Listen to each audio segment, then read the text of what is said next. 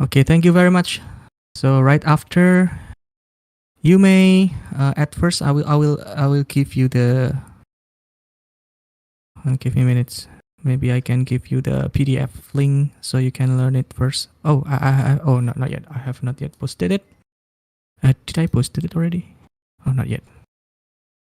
Please have a check on your class E channel. I post the PDF slides. Oh, I did just put it there already. I'm sorry. Just realized it. So you can open and learn it in advance. Learn it beforehand. Meanwhile, waiting for Busiska to come. Busiska, monitor.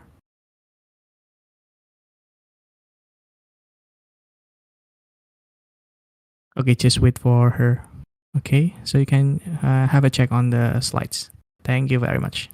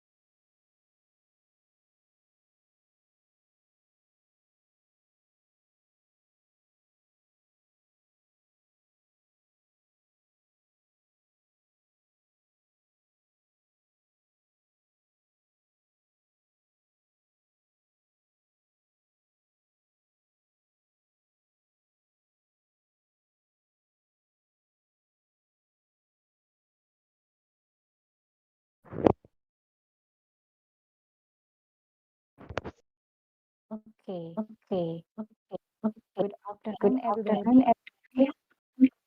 Assalamualaikum warahmatullahi wabarakatuh. Waalaikumsalam warahmatullahi wabarakatuh. Waalaikumsalam. Okay. Okay, come back with me again here in this class, in computer graphics class. We are going to continue the lesson in the previous weeks. Yesterday, we tried to draw one point, a single point in a canvas. Today we are going to learn how to draw more than one point in the canvas, and then we also uh,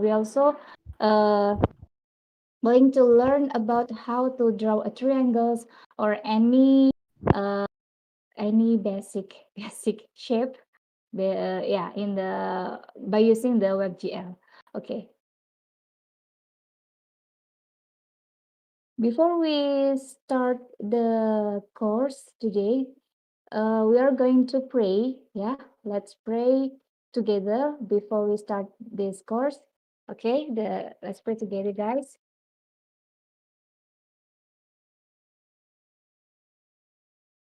Okay, finish. Then we can start the course, the lesson for today. Wait a minute. I'm going to prepare the slide. For the first, I'm going to apologize to all of you because I'm late to start the class.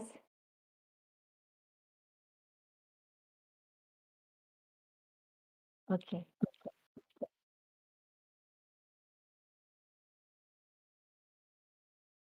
The presence code, I have uploaded the presence code in the live class chat, so you can mark your presence by entering the code in your presence system, and then yeah, it's a minute.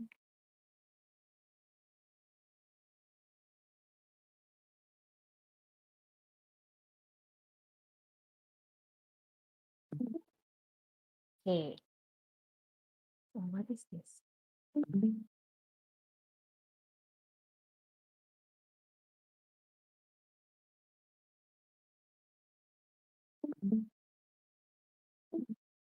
Wait a minute.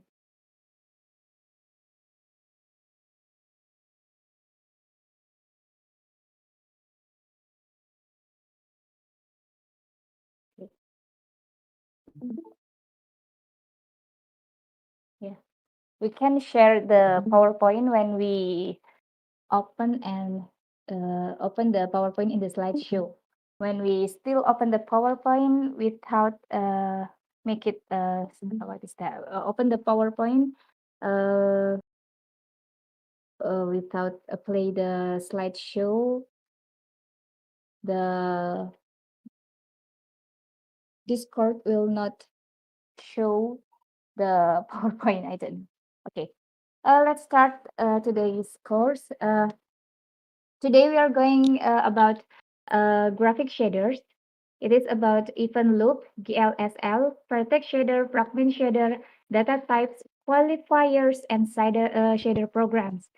In the previous week, we have learned about vertex shader, how to draw a single point in a canvas by using vertex shader and also fragment shader.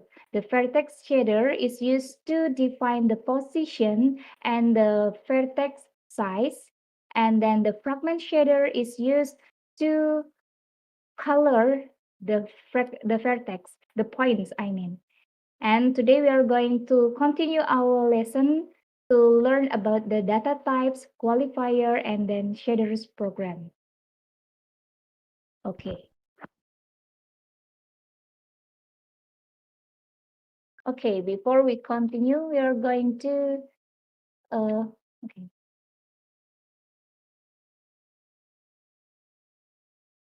I don't know, in your preview, uh, is your slide changed to the next page or still in the first page,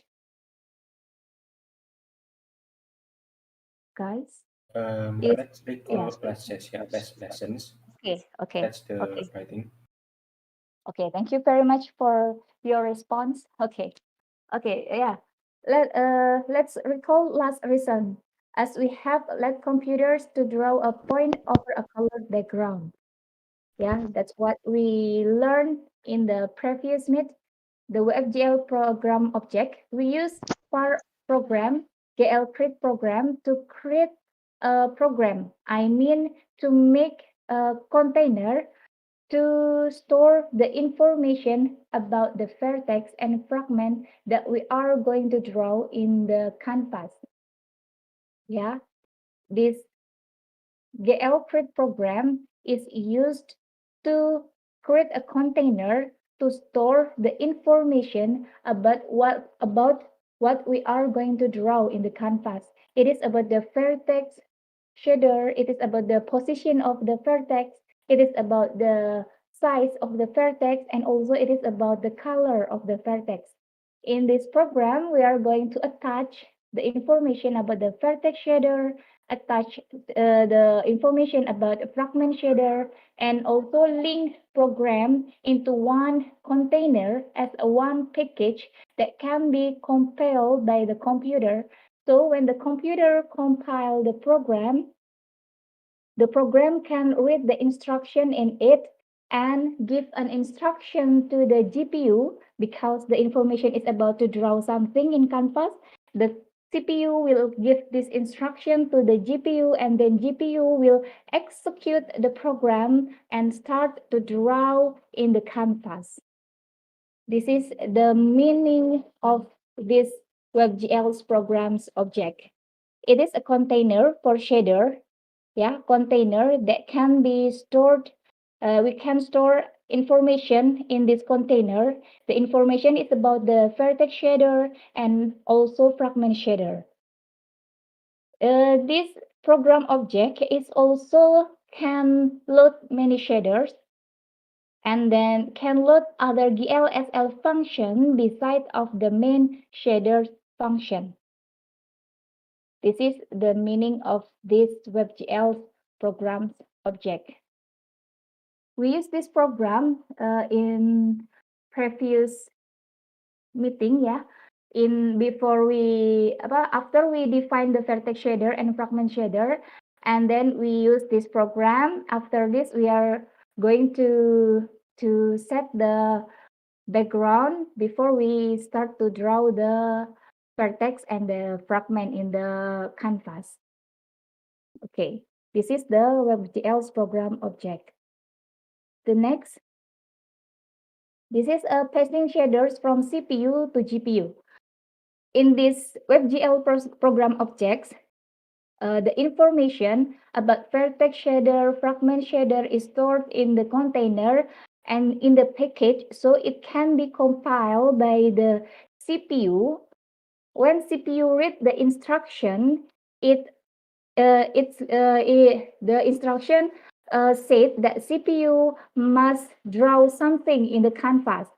Because it is about drawing something, CPU send the information, send the instruction to the GPU, because the only processing unit in our computer that it can be used to draw something in the canvas is GPU. The CPU send the information, the instruction to GPU, and then GPU using shaders. Here's shaders. Yeah, GPU has shaders, a program object that can be compiled. GPU has shaders. Yeah, GPU has shaders. These shaders can be compiled by the GPU to draw a vertex or maybe add a fragment in the object that we are going to draw in the canvas. The common way to pass any shaders from CPU to GPU is by firstly writing their source code as a string inside an HTML document or GLS file. This is the common way to pass any shader. Yeah. From the previous meeting, we define the shader, we store the information of the shaders, vertex shaders, and fragment shaders as a string variable. Do you remember, guys? I will show you the source code from the previous week. Wait. Top. I don't know. Can I share the entire screen of my laptop? Live class. Oh, I know. Screens. Okay. I find the way to share the entire screen. Okay. This is it. Okay, I'm going to open the Visual Studio so you can check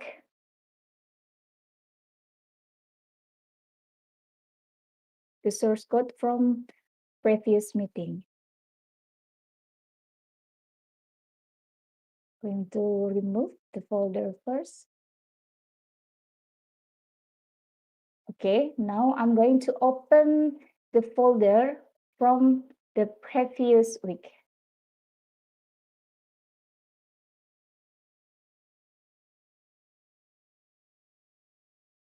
Oh, sorry.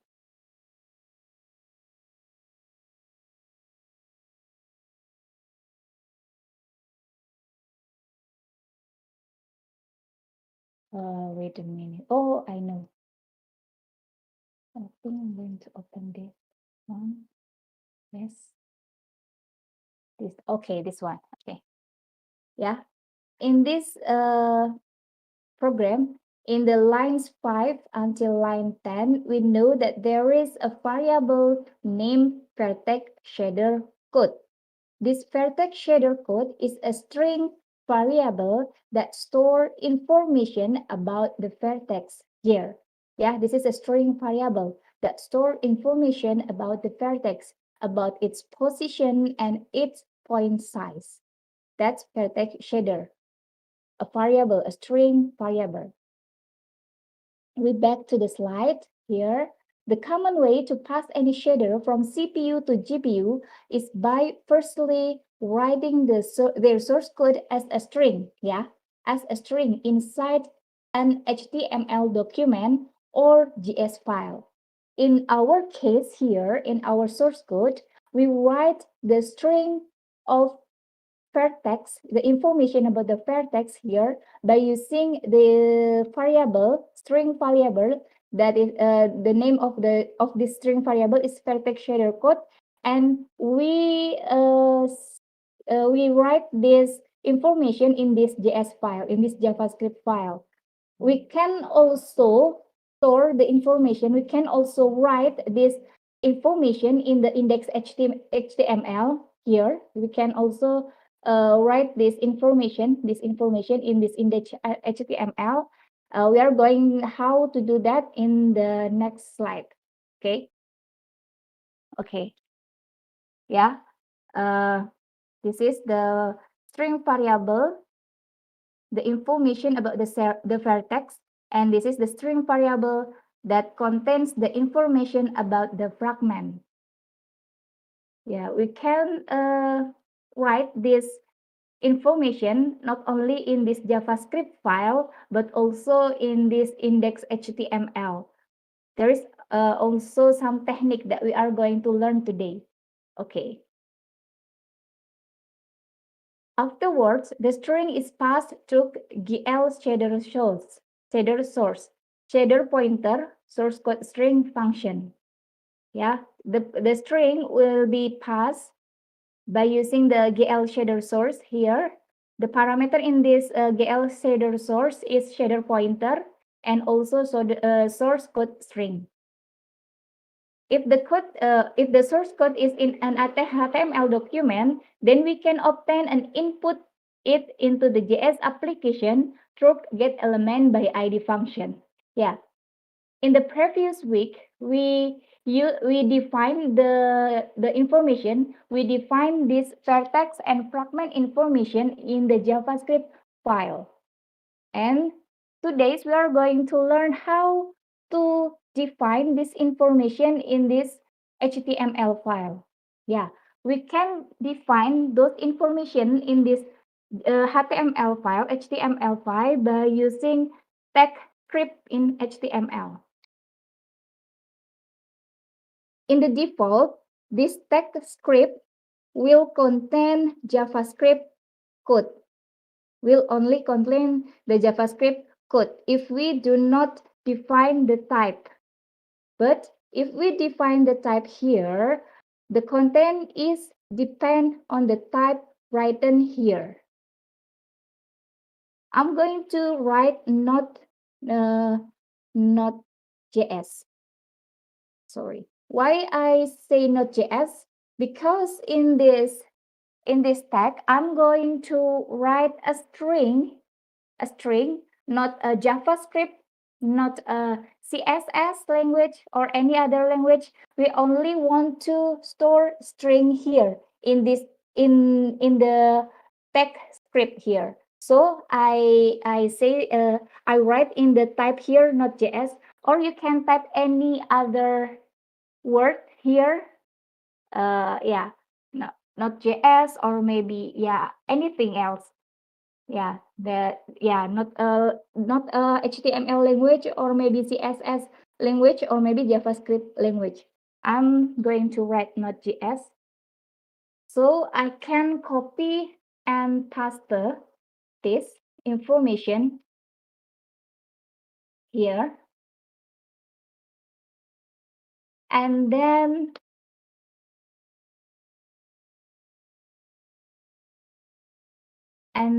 I'm going to comment first this variable in the JavaScript.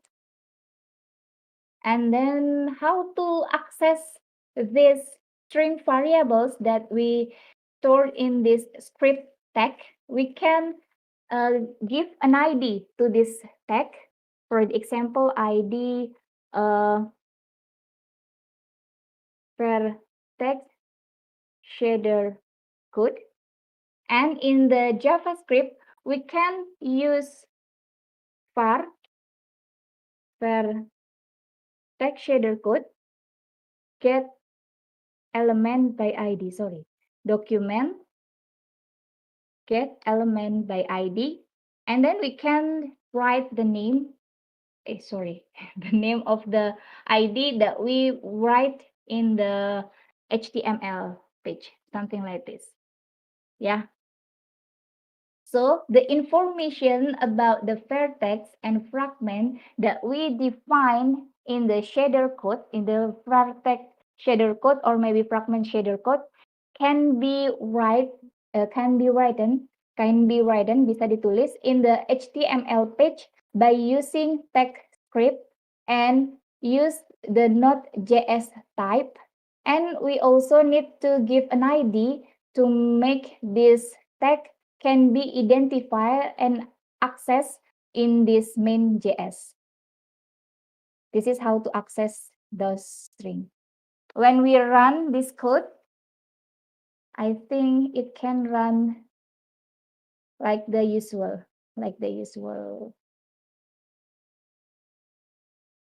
Yeah, the color is green. Wait a minute.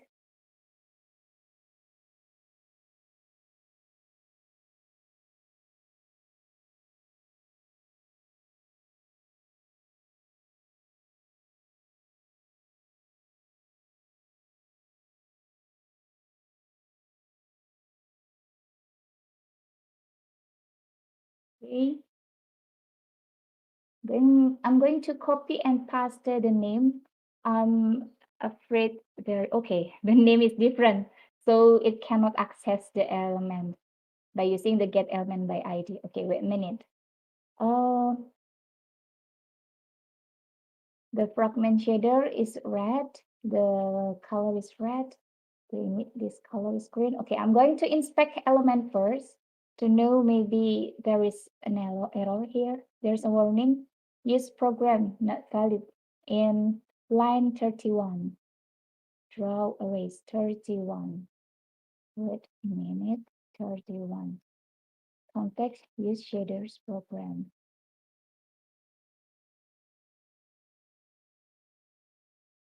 Oh, wait a minute. This one vertex shader code document get element by ID vertex shader with Node.js. Void main.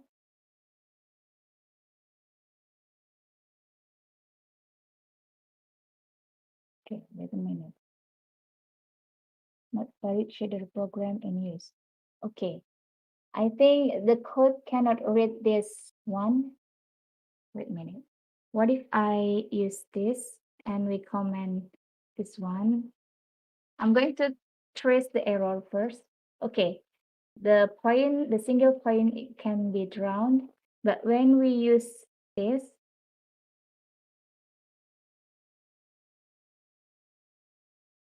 the vertex shader code document get element by ID. Vertex shader code. Vertex shader code. Oh, sorry. I don't know. It can make a big difference. Vertex shader code. Okay, it's still program not valid. This one, I think the wrong key here is script type Node.js vertex shader code void main GL position GL point size. Okay, wait a minute.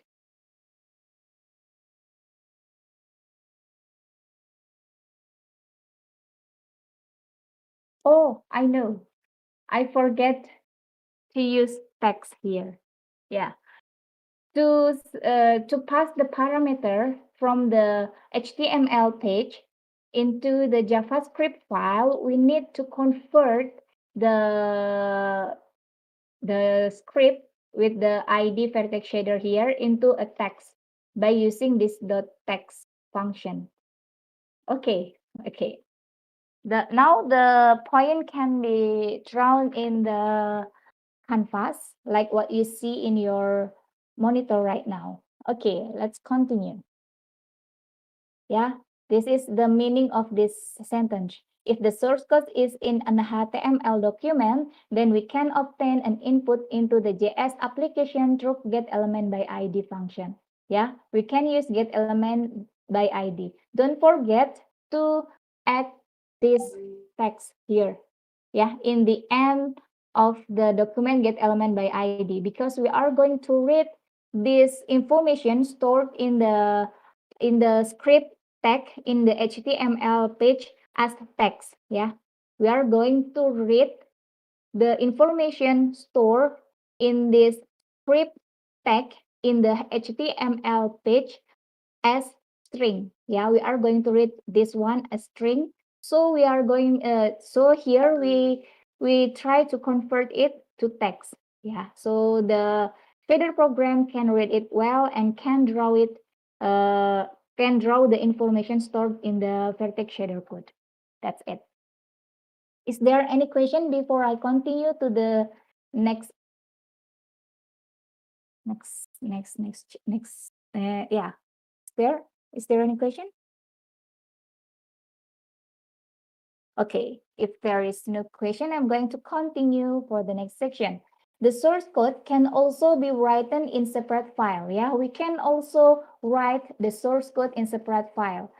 In the next week, we are going to learn many things. The source code will be has many lines. So we are going to separate the file so we can manage the source code, and then yeah, we can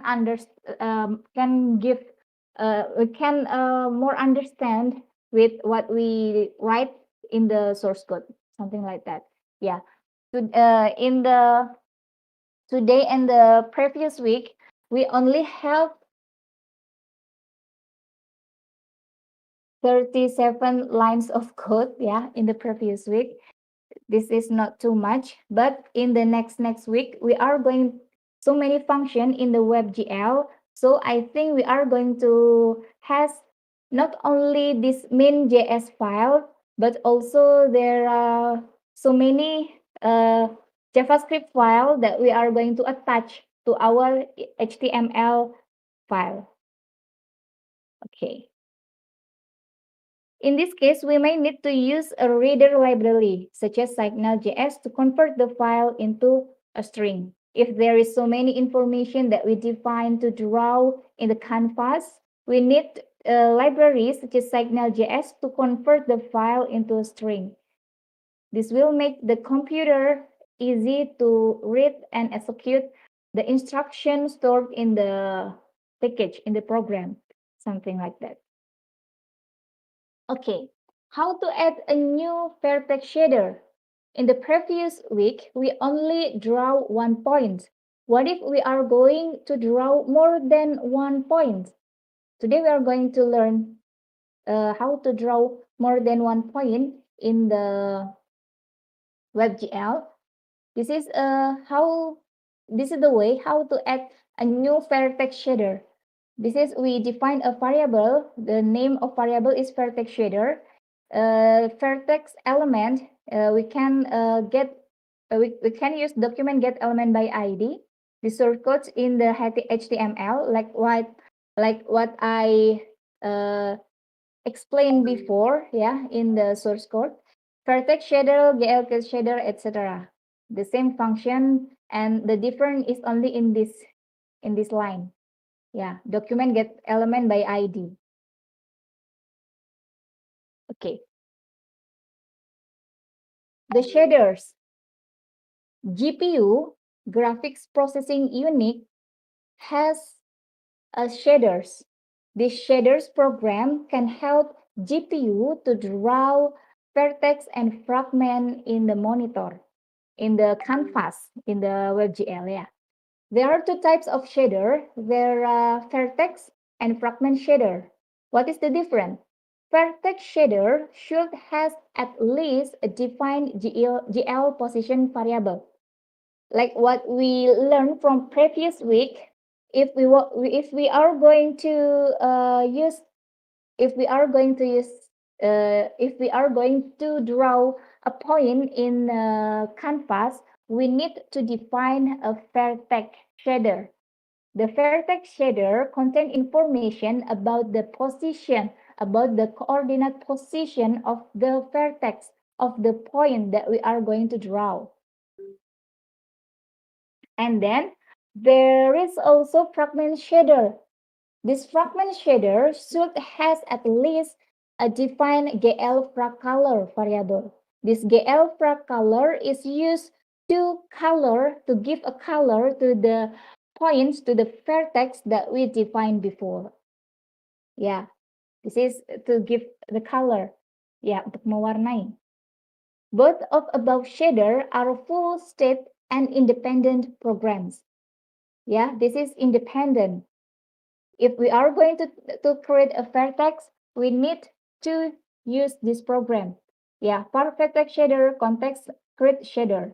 If we are going to create a fragment shader, we need to use this program. Fragment shader, context create shader, fragment shader.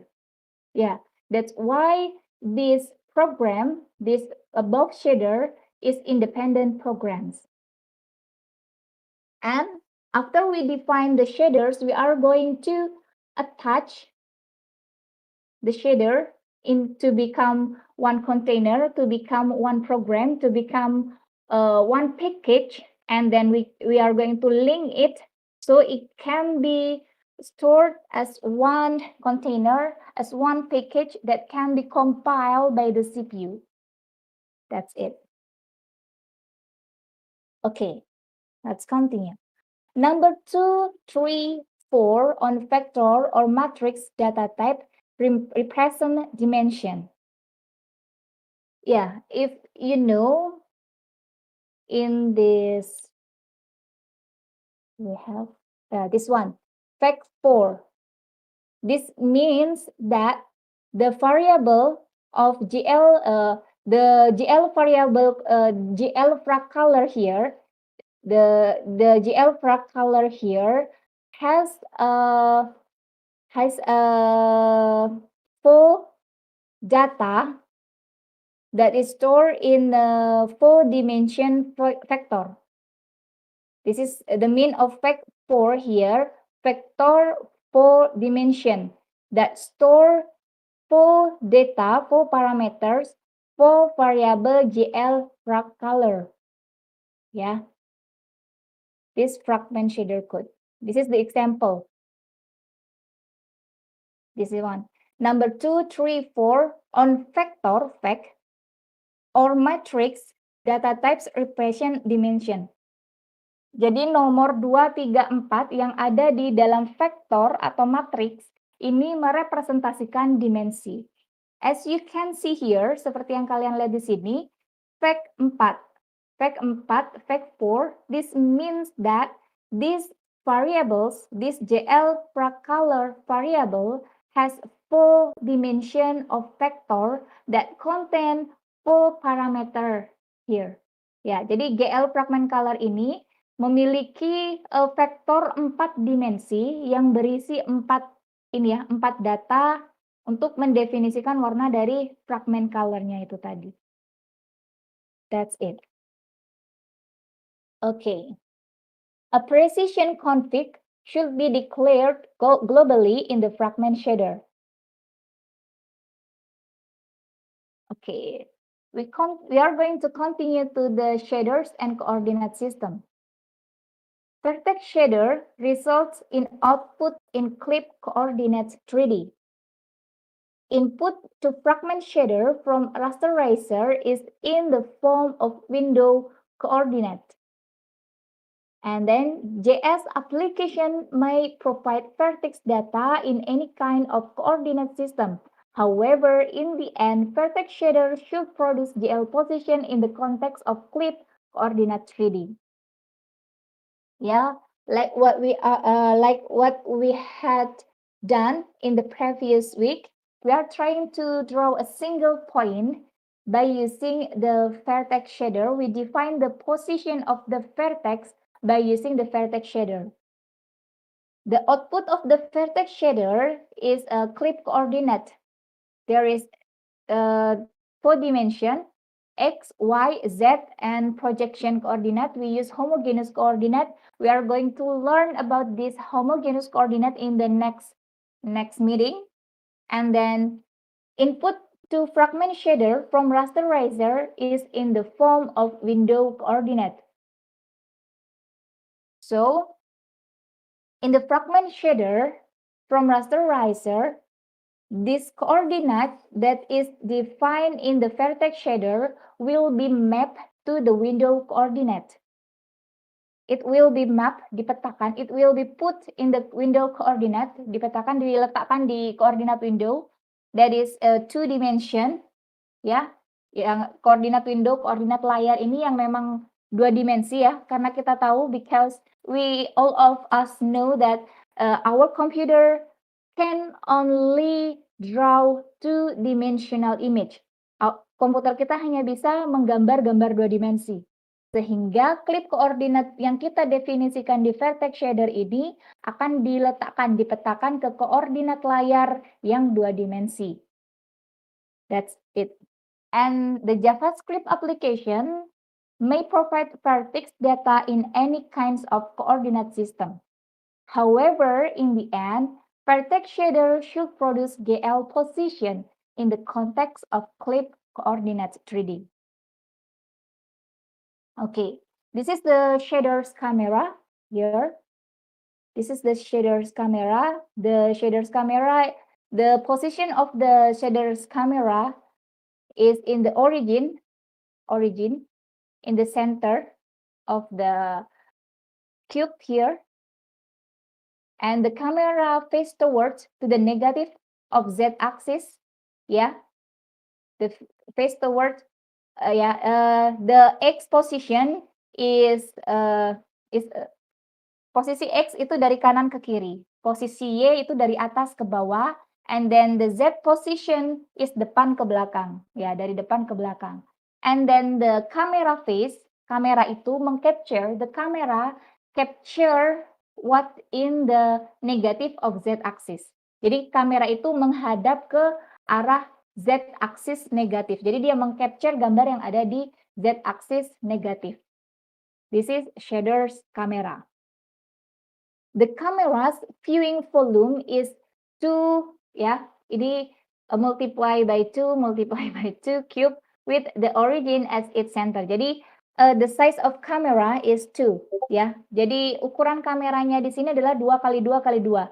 Ke atas 2, ke bawah 2, ke kanan 2, ke kiri 2, ke depan 2, dan ke belakang juga 2. 2 kali 2 itu maksimum ininya, volumenya.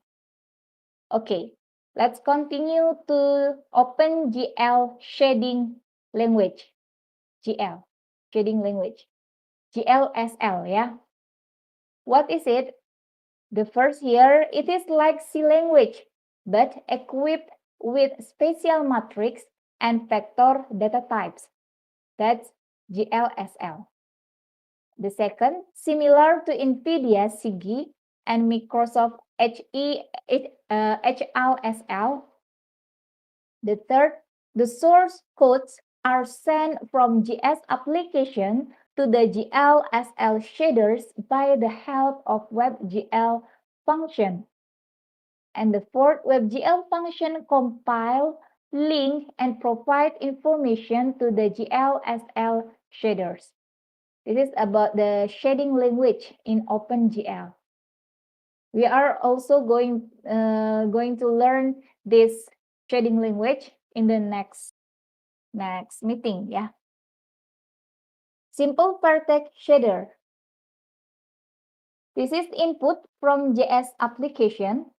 Attribute fact 4, ya, fact 4, a position. This is a vector 4 dimension that define a position of a vertex.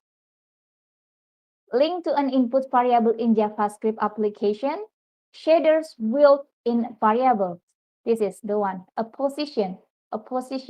This can be an input in the vertex shader a position. If we are going to draw a different point, a different coordinate of point, a different position of a single point, we need to define a attribute variable here, and then we can also define a different position of those points that we are going to draw in the canvas. Okay, this is the vertex shader execution model. Yeah. Okay, before we continue to this, we are going to wait a minute. Should we try? Oh, I think after I explain the slide, I'm going to start the hands-on.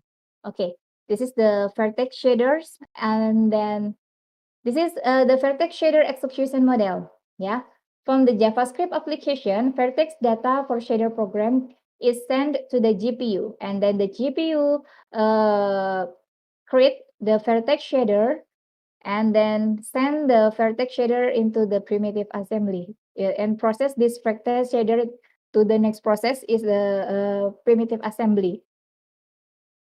Or if we use a GL draw arrays in the JS application, the JS application will call the vertex shader and give the instruction to vertex shader to draw the coordinate, and then the primitive assembly will collect the coordinate, the vertex, okay, yeah.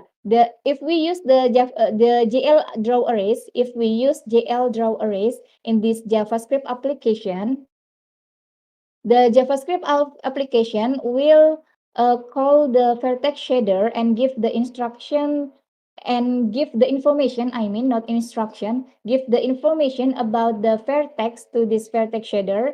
And then the vertex, the clip coordinate will be collected by the primitive assembly. This primitive assembly will collect the information about this vertex, about the position, about the coordinate, and map it into the monitor to the monitor coordinate to our monitor coordinate, and then the primitive assembly also collect a primitive shape such as line or maybe a triangle or anything. A primitive shape will be collected by this primitive assembly, and then it will be processed to the next. It will be processed to the next step until the object can be drawn in the canvas. Ya, jadi di sini adalah model eksekusi di vertex shader. Jadi dari JavaScript application, we execute the application, and then if the JavaScript application will send the vertex data for shader program to GPU. Jadi JS application mengeksekusi programnya, instruksinya, lalu mengirim data vertex tadi untuk shader program ke GPU. GPU akan menginstruksikan vertex shader, ya kan di GPU itu ada shader program. Nah, salah satunya adalah vertex shader dan fragment shader. Nah, karena di sini vertex, dia akan menginstruksikan vertex shader itu untuk mengumpulkan data-data vertex itu tadi. Selanjutnya data-data ini dikirim ke primitive assembly untuk dikumpulkan dan dipetakan ke koordinatnya layar di tahap selanjutnya. Nah, tapi berbeda halnya kalau di JavaScript ini kita menggunakan GL draws array. Dia akan mendefinisikan vertex shader, di sini akan mengumpulkan informasi di vertex shader ini, dan selanjutnya sama prosesnya ke primitive assembly dan seterusnya. Seperti itu. This is the simple fragment shader. The fragment shader is related to the color, ya. This fragment shader is used to give a color to our points, to our fragment, to our vertex, ya. Fragment shader ini kita gunakan untuk memberikan warna ke vertex atau poin yang kita buat. This is the information, the definition of information of fragment shader. This is the precision configuration, how much detail the color interpolation, ya. Precision medium float. This is the void main, and the variable here is GL fragment color. This is vector 4 dimension that has information about the color, red, green, blue, and transparency alpha. This is the shaders built-in variable. Okay, that's the simple fragment shaders. Okay, let's continue to fragment shader execution model. We start from rasterizer. Yeah, after the data from this vertex shader is collected by the primitive assembly will continue the data, will collect the data, and will be sent it to the rasterizer. In the rasterizer will be create the fragment. Yeah, the rasterizer will be generate the fragment. The rasterizer will be generate a fragment, this fragment, by using the fragment shader here. Yeah, fragment shader, and the information about the fragment is stored in JavaScript file here. They will collect the information from here and then execute the information here. Will draw the information of the fragment, and in the fragment buffer, the fragment will be color akan diwarnai. Yeah, the color will be given in this frame buffer by the fragment shader. That's it. Okay. The next is GLSL data types. Just like C language, float, integer, and bool, vector specific. Yeah, there are float, integer, and bool. Fact2 means float here. Fact2 float with 2 dimension. Fact3 float 3 dimension, and fact4 float 4 dimension. In iFact2 yeah, iFact integer factor 2 dimension, integer factor 3 dimension, effect integer factor 4 dimension. Bfact means boolean, boolean factor 2 dimension, boolean factor 3 dimension, and boolean factor 4 dimension.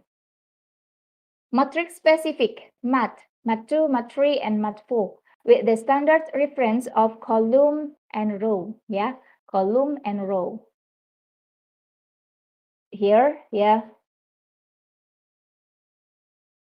Constructor function behaves like C language. Fact3a, yeah, for the example here, this factor has a constructor function like in the C language. Jadi seperti halnya dalam bahasa C, fungsi ini punya yang namanya constructor ya. If we run a class in C language, we also when we execute when we are going to compile a program.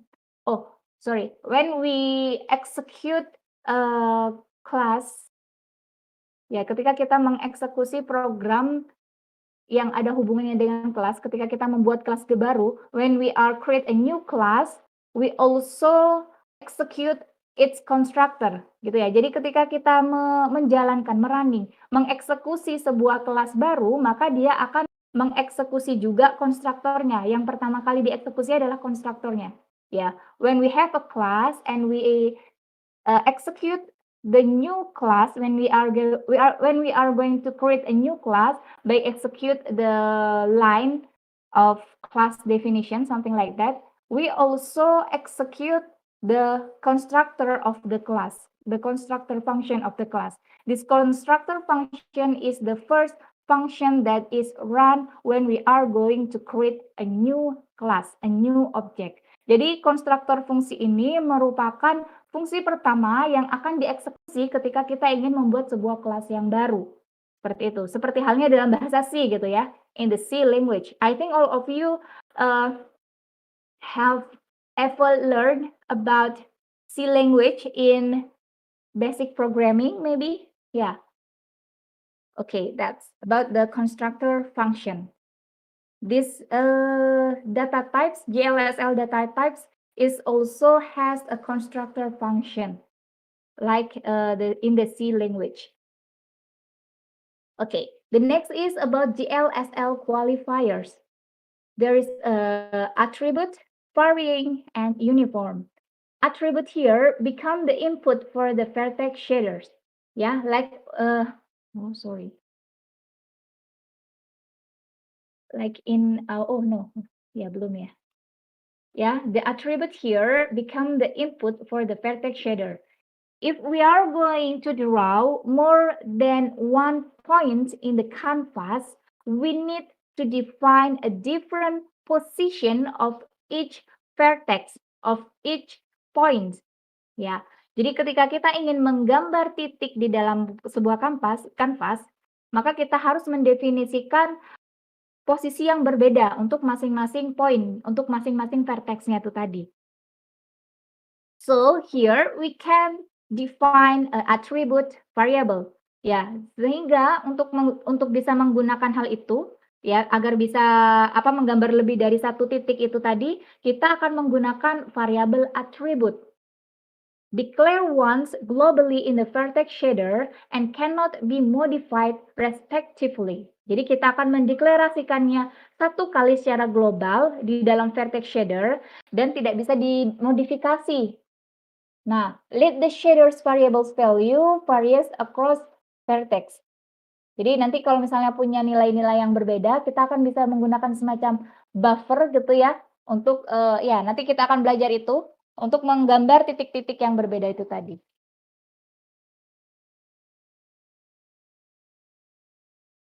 Selanjutnya di sini ada varying. As the output of vertex shaders and as the input for fragment shaders. Jadi di sini varying here, the varying here is the output of the vertex shader. Yeah, after we define the different position of each point of each vertex that we are going to draw in the canvas, the vertex shader will execute the information. The output of this information will be varying. We call it varying. The output from the vertex shaders. Yeah, the output from the vertex shaders can be varying. Yeah, varying. And this varying qualifiers will become the input for fragment shaders. Jadi ketika kita ingin menggambar titik, kita menggunakan atribut sebagai parameter input di vertex shader karena ada banyak titik yang mau kita gambar. Nah, setelah titik-titik ini diproses, variabel qualifier atribut ini kita proses, selanjutnya hasil outputnya dari vertex shader itu berupa varying, gitu ya, berupa variabel ini varying. Nah, di varying ini kemudian dia akan menjadi input di fragment shader untuk kemudian memberikan warna. Tadi kan sudah ada titik-titiknya, lokasinya di mana. Nah, selanjutnya kita akan memberikan warna nih. Warnanya menggunakan apa? Menggunakan fragment shaders. Declare twice globally. One is in vertex shader, the other one is in fragment shader. Jadi varying ini dideklarasikan dua kali, satu di vertex shader, satu lagi di fragment shader. Interpolated automatically by rasterizer. Seperti itu. Lalu di sini ada uniform. Become the input for any or both shader. Jadi untuk fragment dan juga vertex shader, ini punya input yang bisa disebut dengan uniform. Let the shader variables value remains the same across vertex and fragments. Cannot be modified just like other qualifiers.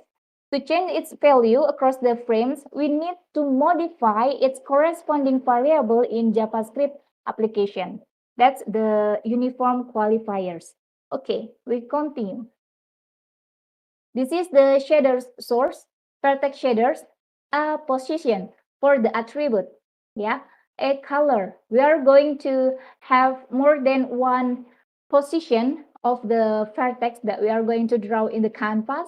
So we define a attribute here, name a position, and then this the color we are going to draw a different color maybe. So we can define the attribute vector for attribute color, color, yeah, and varying vector for dimension, we can use p color. Yeah, this is have something some naming convention. This one. Jadi ini apa namanya? Kesepakatan penamaan variabel gitu ya agar mudah dimengerti. So we can manage the source code easily when we have some naming convention for both GLSL and JavaScript application. For attribute, we started the variable's name with a position, a color. This means for variable for attribute variable. And then for the varying variables, we can start it with p color varying. And then for the uniform variables, we can start it with u ambient, something like that for the fragment color. Yeah, this one. Okay, let's continue. Then how to send the color as an attribute? This is the way how we can do the way to send the color as an attribute in WebGL. Yeah, we use the vertex buffer to create a buffer and then bind buffer data, float 32 arrays colors for the different colors, and then for a color, GL get attribute location program a color. We are going to draw a different color for each point that we are going to draw in the canvas. GL vertex attribute point a color here, the a color variable here, 3 GL float false 0 0 GL enable vertex attribute array a color. This is the parameter. This is how to sending some colors, a different color to draw a vertex in the canvas, something like this. Okay, in JavaScript application, we can define the color, yeah. Color, vector for dimension. This is the color is red, yeah, red, green, blue, red. U color, GL get uniform location, program U color. GL uniform for F, U color. This is the color, vector color here. In the GLSL shader, we are going to define a uniform variable, uniform vector U color, GL fragment color U color. Yeah, this is the U color in the GLSL shader. Okay, let's continue. This is the WebGL function structure. GL uniform, this is the function name, dimension, 3 dimension, F means float variables. Variables representing canvas context, GL, yeah, context. GL uniform, 3 FP, P means vector. So this variable contains a vector in it. Okay. Now we're going to learn about primitive object. Wait. We need to do some. Okay. Yeah, I think before we continue, we need to do some hands-on. Okay, it's okay. I'm going to finish it first. Okay. The primitive objects. Yeah, this is some kinds of the primitive objects. This one, it can be a point, it can be lines, and it can be shapes. Yeah, this is the primitive objects. And then primitive in WebGL can be GL points, GL lines, GL line strip, GL line loop, GL triangle strip, GL triangles, GL triangle fan, and etc. Now, today we are going to use some primitive function in WebGL to draw a triangle. But before we start to draw a triangle, we are going to start to draw 3 points. Ya, jadi sebelum kita mulai menggambar segitiga triangles, we are going to draw 3 points gitu, tiga titik. Okay, by using the GL points. Okay, let's start the hands-on. Okay, first, this is the Visual Studio Code. You can join my live share of the Visual Studio Code workspace by using this URL. Wait a minute, I'm going to make it only.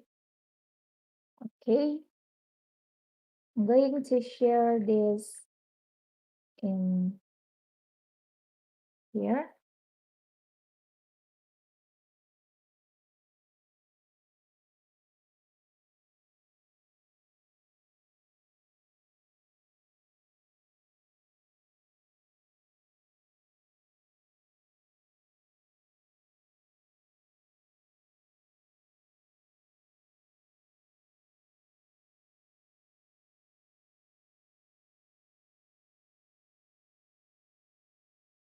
This one, and then there's some a new mention. What is it? Oh, schedule. Okay, let's back to the class. Okay.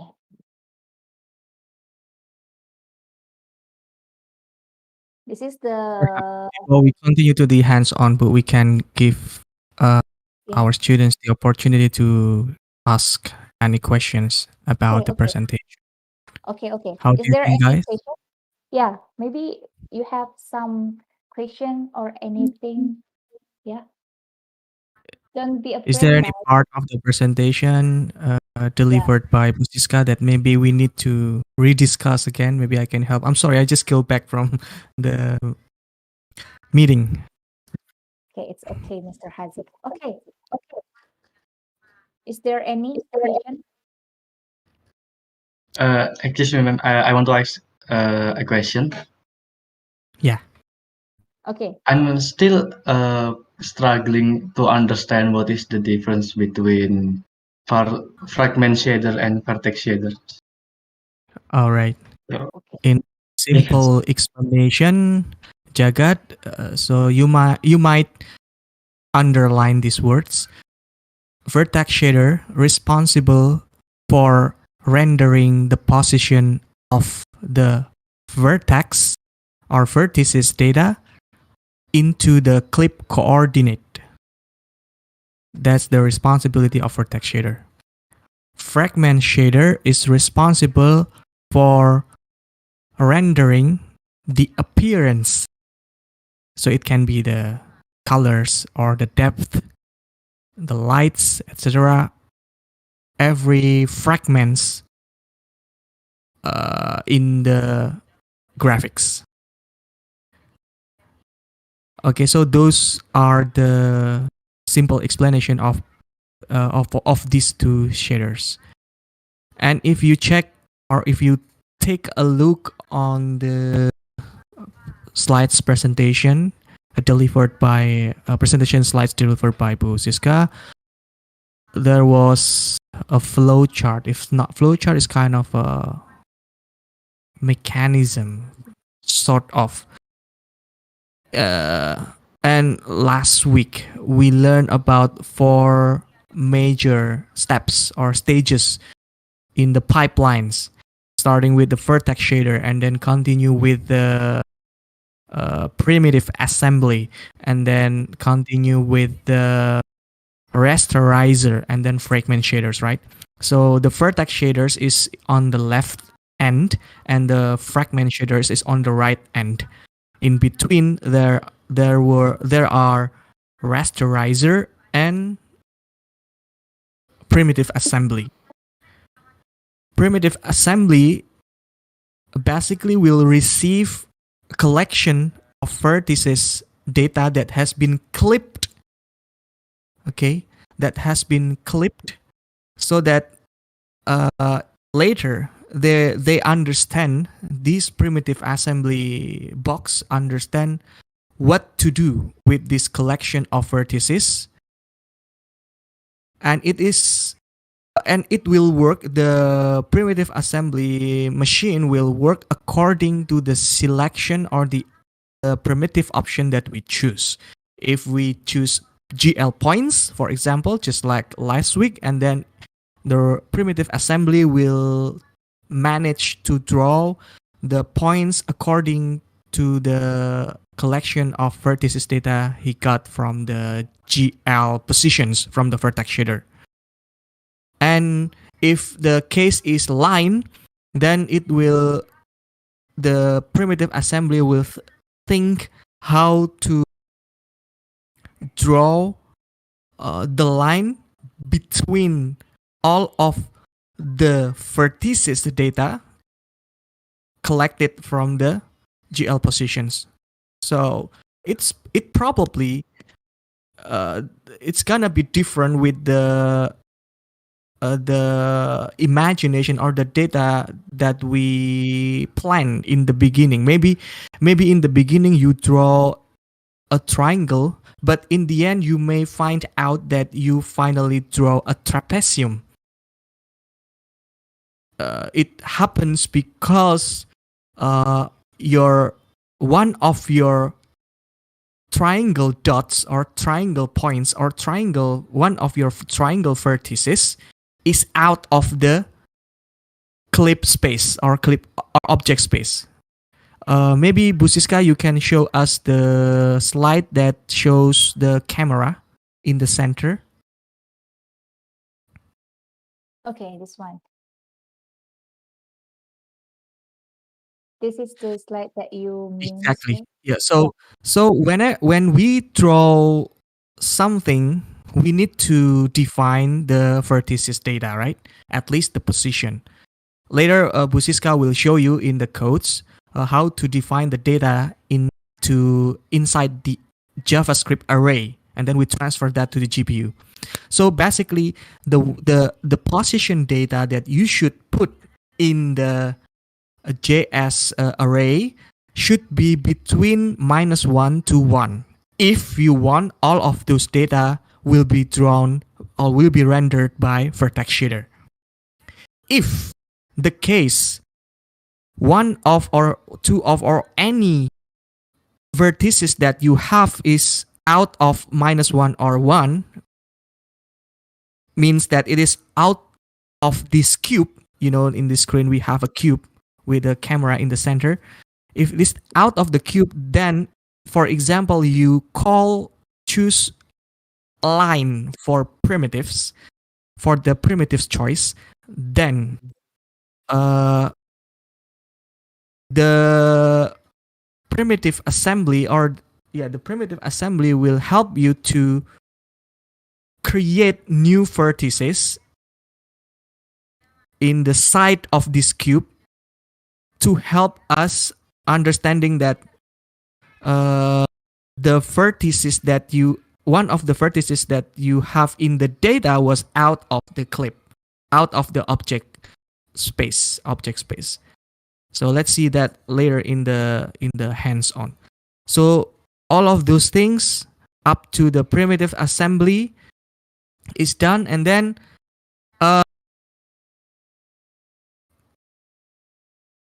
the rasterizer will help us to define the fragments data. So any fragments that should be drawn on the screen. If the primitive that we choose is points, then that vertices is going to be fragments directly all the way. So it's just simply, if we have a 3 vertices data, then if we choose GL points as a primitive, then those 3 vertices will become fragments. Okay, will become fragments on that particular location. But if you choose line as your primitive, then rasterizer will help us to interpolate, generate new fragments between 2 vertices, because we want to draw a line. line it means something between 2 points, right? Two vertices. If you choose later, you choose yet another type of primitive, which is a triangle, for example, then if you have three vertices defined in your JS data, on your array vertices data, then a rasterizer will help you generate all the fragments between those three vertices. So it fills the triangle. At last, after being done after processed by the rasterizers, then we need to color, right? We need to give some color to our fragments, which means that you need to ask your fragment shaders to specify what colors should be for every single fragment in the graphics. And that's the responsibility of the fragment shaders. That's why we need these two separate, okay? These two programs, these two shaders separate, because they have different responsibilities, and also they will work in the different stages in the pipeline. The vertex shader will be do its job first, and pixel shader or fragment shader will do the job at last in the pipeline. Hope that answer your question, Jagat. Do you have any confusion still? Yeah, I think I more understand the concept now, but I think I have to practice a little more to understand completely the concept, sir. Thank you. All right. Okay. Thank you very much. Okay, welcome. Now, Busiska, are you ready to Yeah. work on the hands-on? Yeah, okay. So I'm going Let's go. Yeah, okay. Let's start the hands-on, guys. Yeah. Please prepare your Visual Studio Code, and you can use your GitHub to clone the the repository in the GitHub. Wait a minute. I forget to clone the repository. Wait. Okay. Meanwhile, waiting for Bu Siska cloning the repository, maybe we can have short break, Bu, 2 or 3 Okay, minutes. yeah. Okay, Okay. yeah.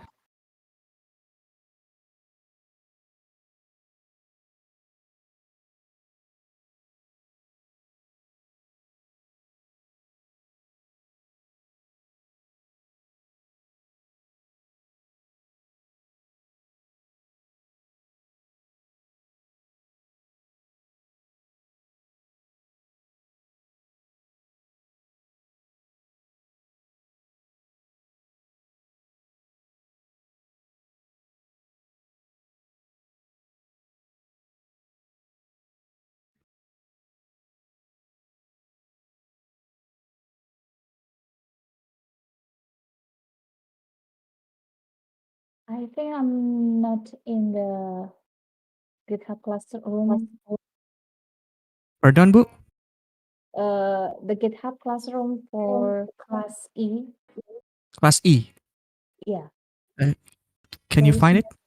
no. Oh, really? Oh, Yeah. gosh.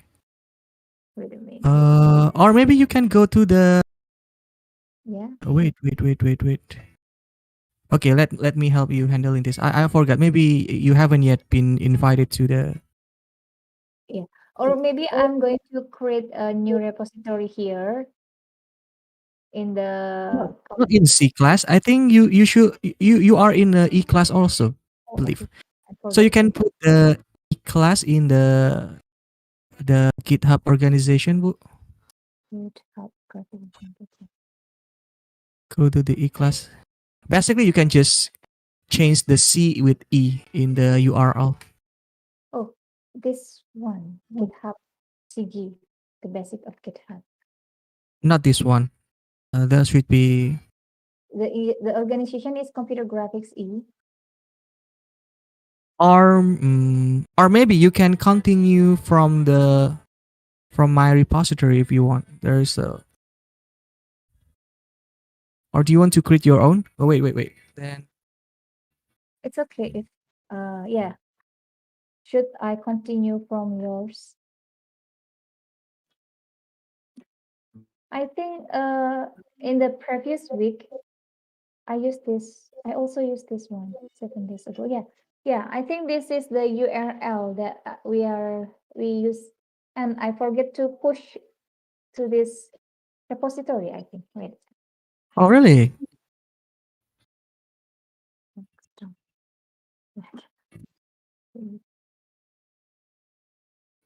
This class DCAP other key locate class class new folder E select locate. Oh, can find E. Oh, oh.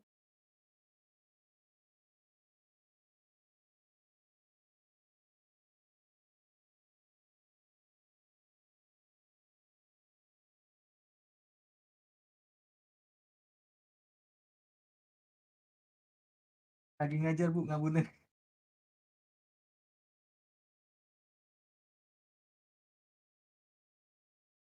I'm going to clone the new repository here. I'm going to continue your. I'm going to use your repository, Mr. Hazik. It's okay, it's okay. Yeah, guys. Yeah, you can copy the HTTPS.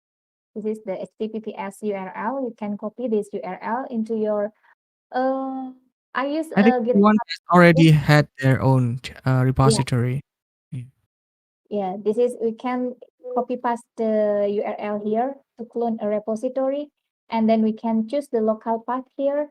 You can use a command line interface. If it is easier for you, you can use a command line interface. But in this case, I use GitHub desktop.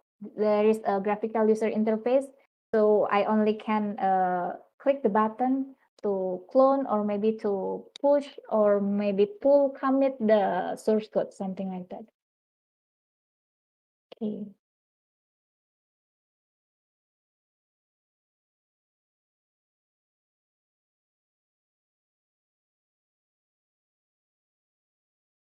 Okay.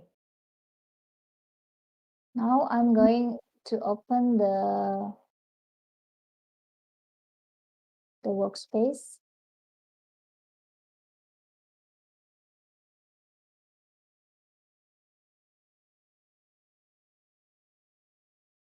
Yeah, there is nothing in this folder. There is only README here. And to start this hands-on, I'm going to add a new HTML file. But yeah, we are still in the short break, right? I'm going to have some drink before we start the class. All right. Okay. Okay.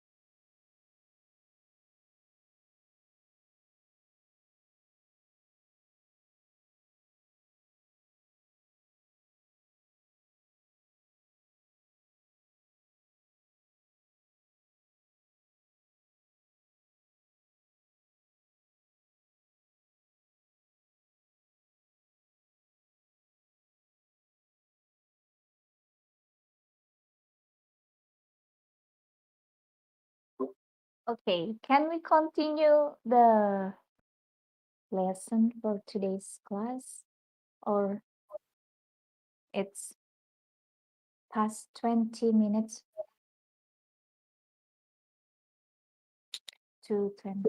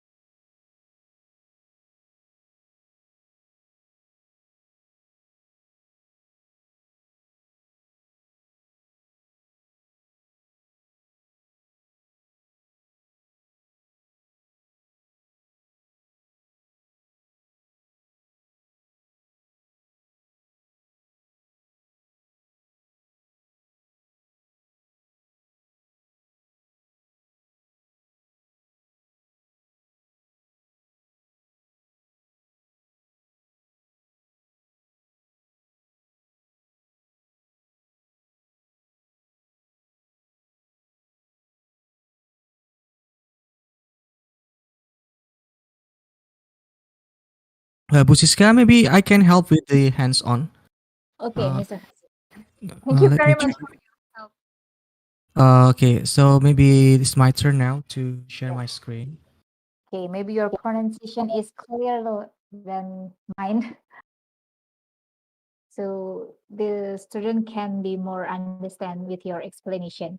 Okay, thank you very much for the help, Mr. Hazik. Okay, I have No. stopped the share screen. Then you can Okay. continue.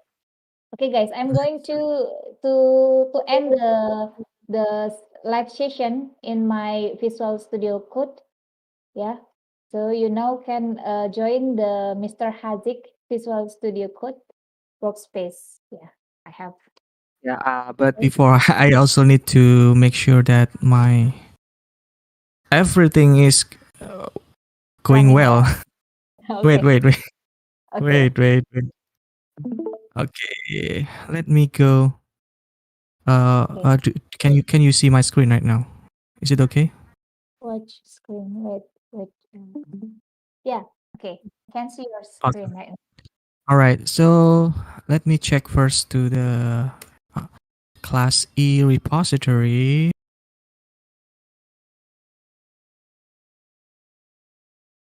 So we have wow, only these two. Yeah, I think in the previous week I did not push anything. I did not commit anything to this repository.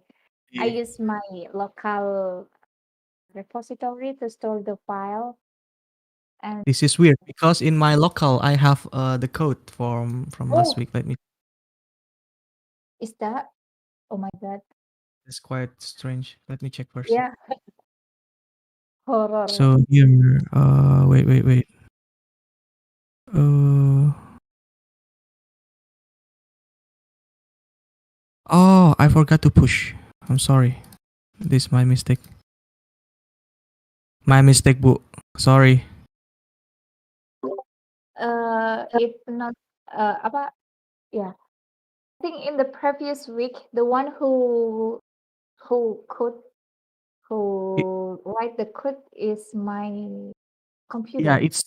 I'm not quite sure whether it's you or me, but I also follow. If that was the case, you then I Oh, follow your instruction also. So I record okay. my Okay, commission thank you here. very So much. no worries. So I may continue with this then. Okay. So Yeah. here we go, guys. Uh, this is this is my Visual Studio Code, and then I will live share the session.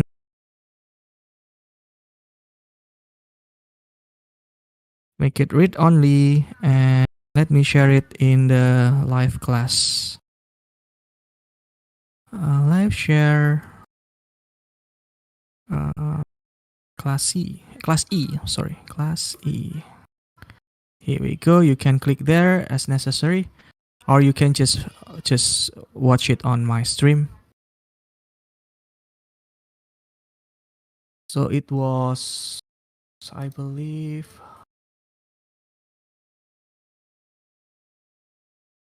let us review the results from the last meeting. Let me start the live server. Okay, here we go. This is the last time we create the application. It's quite big.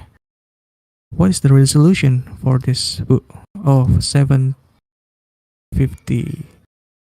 Let me try The to reduce 15 it. FPS. The FPS maybe. Yeah, maybe you can. I will reduce the dimension so the frame Oh yeah. is Oh okay.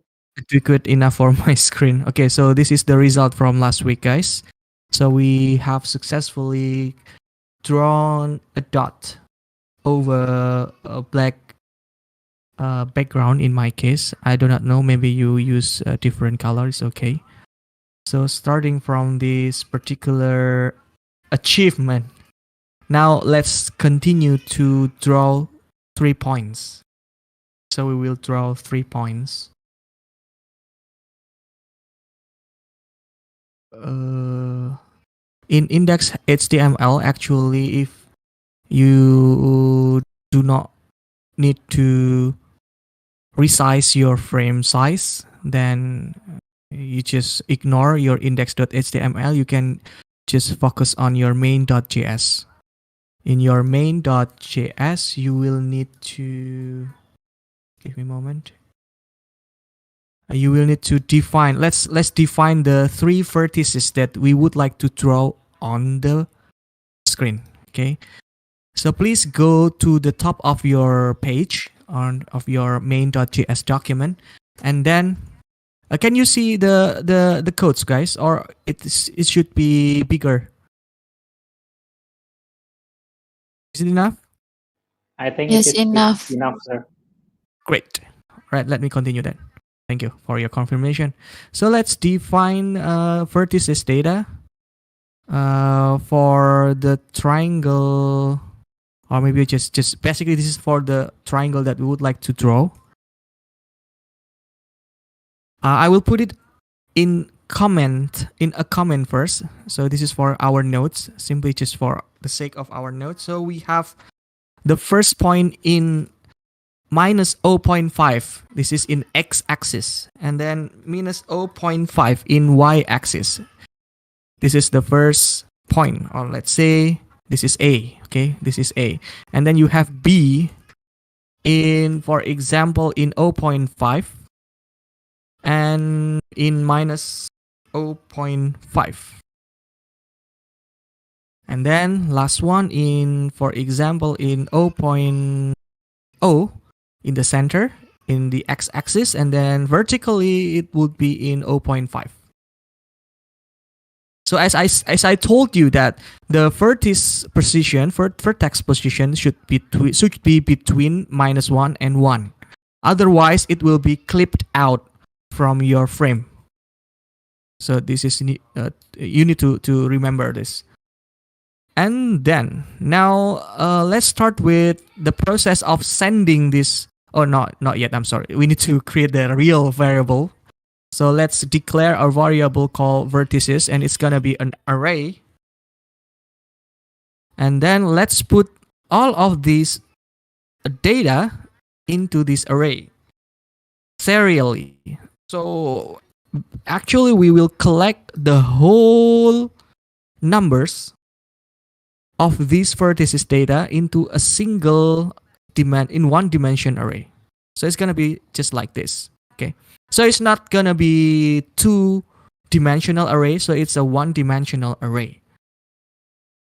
But there will be some strategy to let a GPU know that this is actually a collection of X and Y data.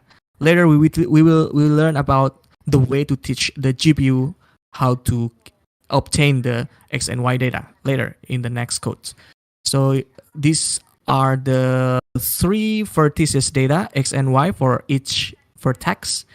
Now, to make it easy for me, remembering that this is one point and then this is yet another point, let me just separate or put it into a different line.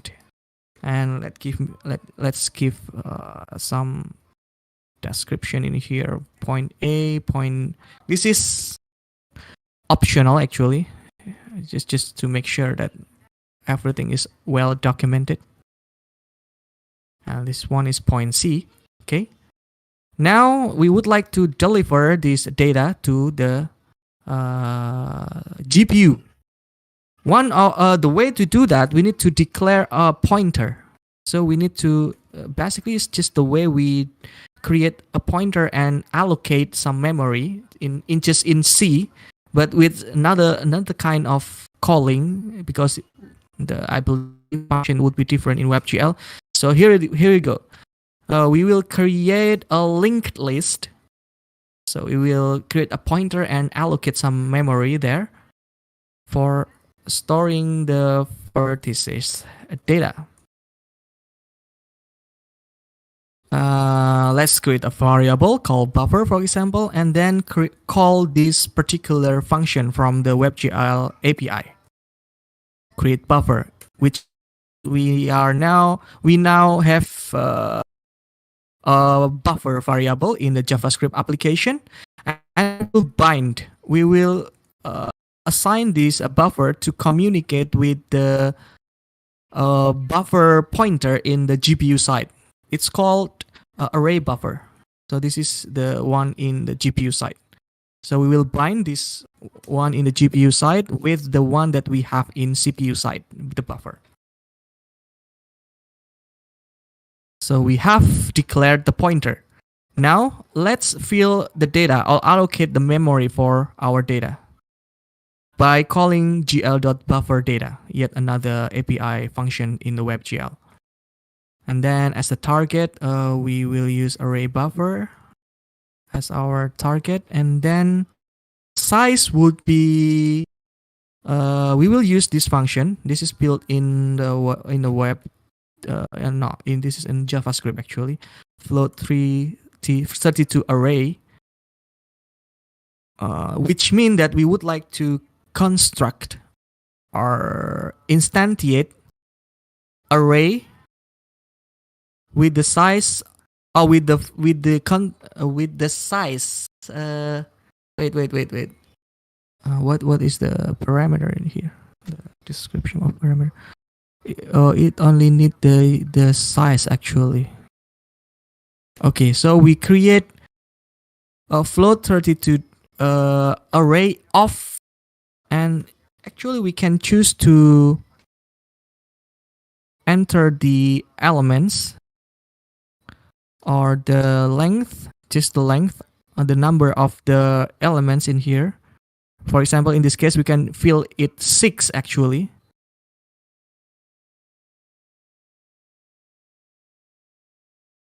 Or we can just simply put the array. So let's just let this function calculate the size directly from the array that we input as a parameter in here. So we just simply put the vertices. Later, it will give this buffer data the size in bits. How big is the allocation should be. And why we need to specify 32, this is just for the sake of optimization. Actually, if we just simply use float, it's kind of very risky because we do not know whether the float will be 32 or 16 or 64 bytes. In this case, we would like to make sure that it should be in the 32 bytes, and the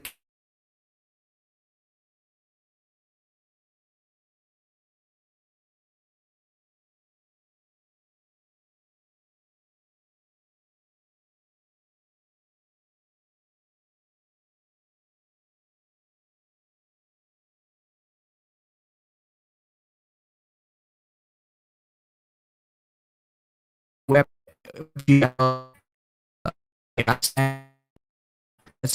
optimized. This optimization is beyond the fact, so we may notice it when we only have a very few, quite a little number of vertices. But later, when you have a huge number of vertices, then you may notice that you may notice the differences. So just take this as a good habit. So just use the 32 array in this matter. Now, the next parameter is static draw. There is another option, but most of the time people will just use static draw because we assume that, as described on the documentation, we assume that these vertices data are likely to be used often and we do not change them often. Okay, so we just use the static draw. I'm sorry. If you want to dig deep about this matter, you can click on the reference on the documentation. So just go on. So that's all. So after we bind and allocate the memory, now let's teach. Maybe I'm gonna go to the bottom of the page. after the use program. So after the use program, make several lines there, break lines. And then here we would like to teach the computer how to collect the positional data or values from array buffer to each vertex being processed by vertex shader. Here you need to know that when we call this function, this buffer data, actually these vertices data has gone to the array buffer. So when you execute this, the following codes, actually the state is your vertices data is already in the gl.array buffer. It's over there in the GPU realm, in the GPU side. Now let's teach the computer how to read those data, those vertices data, and use it or assign it to the attribute variable that we have in the shader. Later we will declare the shader, or maybe let's declare it by now. So I'm sorry. So we need to go back to the top of your, not to the really top. Just go to the vertex shader source, and goes inside. Please go inside the string. Before the void main, please declare a variable called a position. Okay. A variable called position, and this a position variable will be vector 2. So it's going to be x and y because we only have a x and y for each vertex. So it's going to be vector 2 in here, and we will give it a qualifier attribute. By giving this variable an attribute qualifier, it means that this variable will receive a different value for each vertex. Okay. Oh, wait. Oh, maybe I will explain that again later.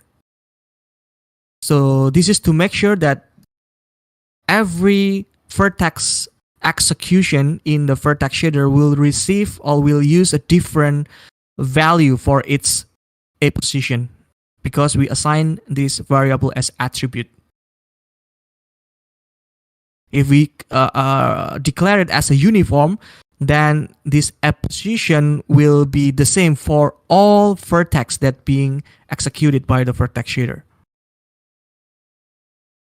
Okay, so we have the a position in here. Now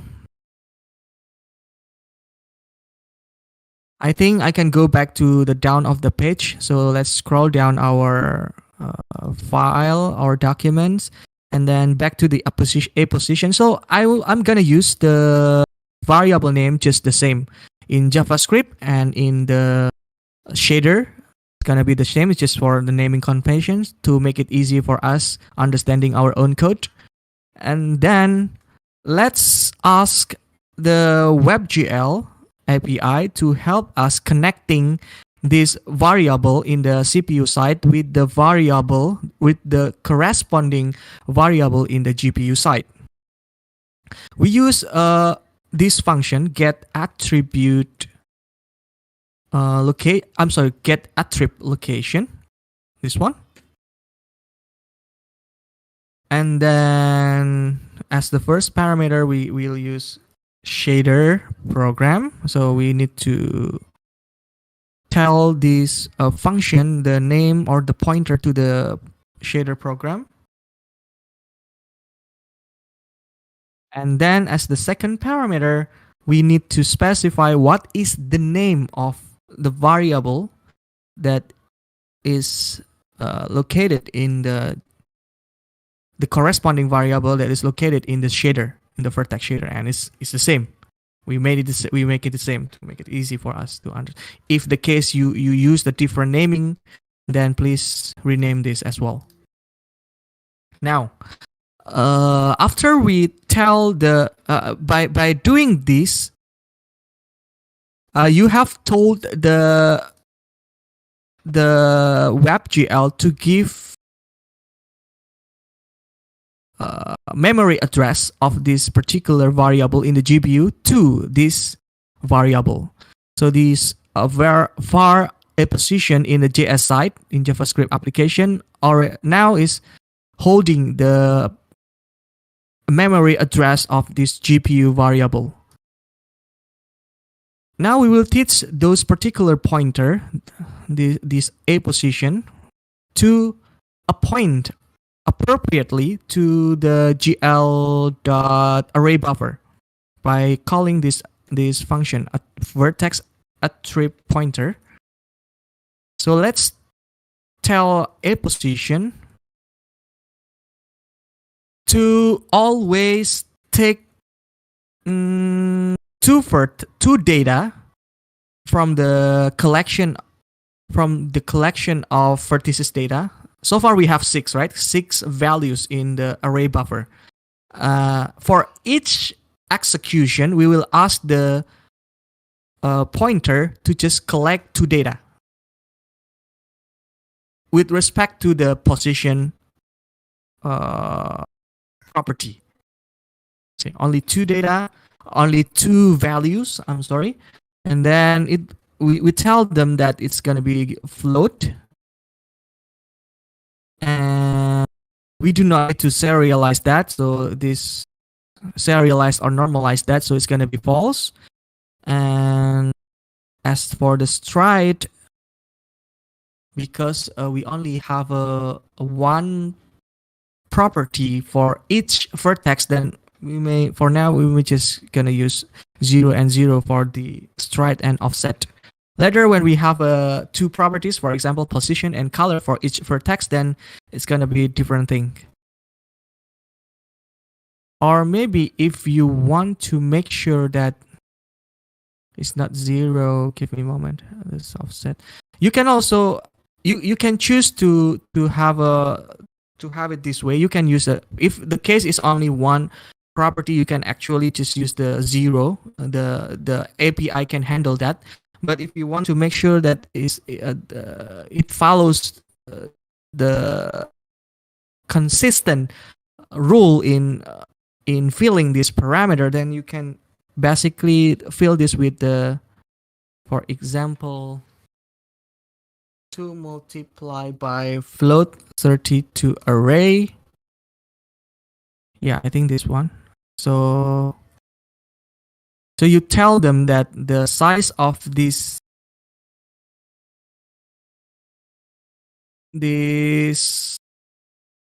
vertex property in the memory is about 2 multiplied by float 32 multiplied by dot bytes per element. So this is the size that we would like to inform to the GPU, to the GL, to this pointer. And then maybe I'm just gonna put it in a different line.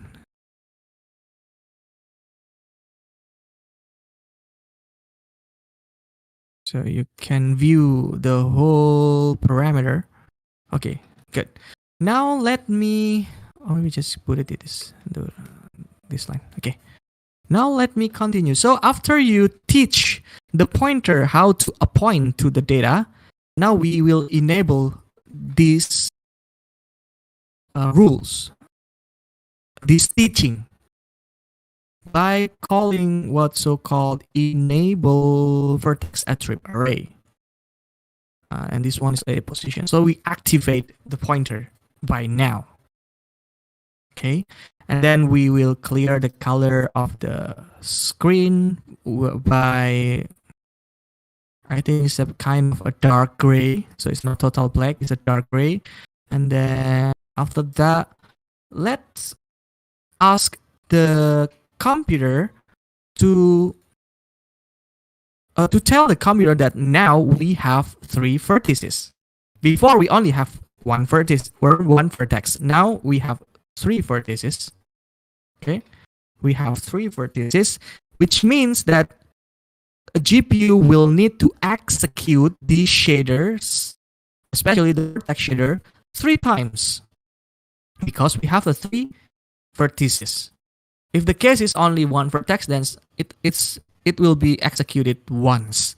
But now, since we have 3 vertices in our data, we will ask it means that the GPU will need to execute the shader 3 times. So let's see whether it works or not. Let's take a look on our. I think it doesn't work. Let me check. So maybe I need to right click in here. Open live server. Draw points 3 times. Busiska, do you monitor? Maybe you figure out there is some problem. Yeah, I monitor. There's no buffer. in the Wait. buffer. Yeah. Index out of range. No buffer. Index out of range. No buffer. So which means that our buffer mechanism is failed. Something's wrong with this. Something's wrong with this. Let me see.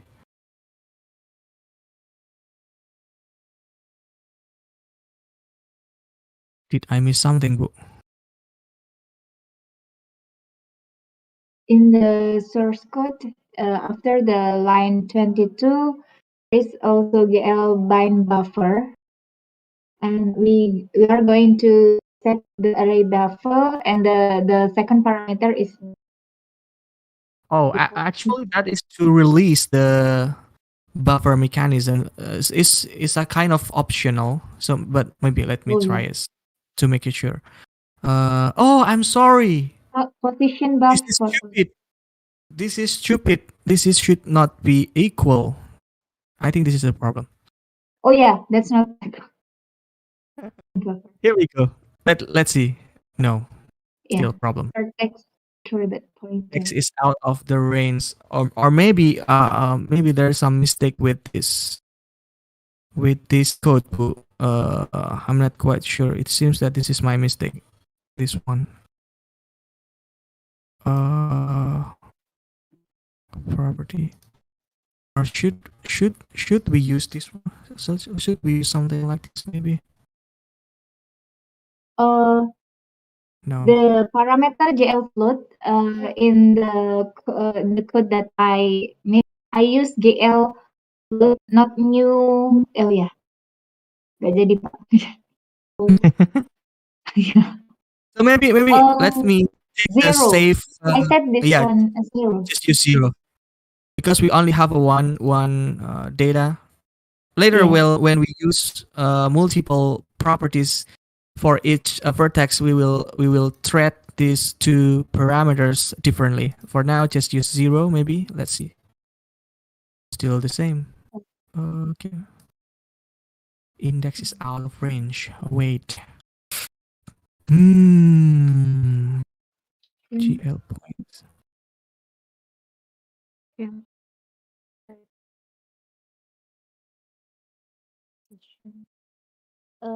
The name of a position is not typo, Mr. Haziz. A position. Is that right? This one? Yeah. This one? Yeah. I think it's correct. Oh yeah. Okay. Okay. Yes. Oh, I'm so sorry, Mr. Haziq. You Just show me the definition, the position of the text. There is a attribute, a position. If you change the X and Y position in the definition of the exactly.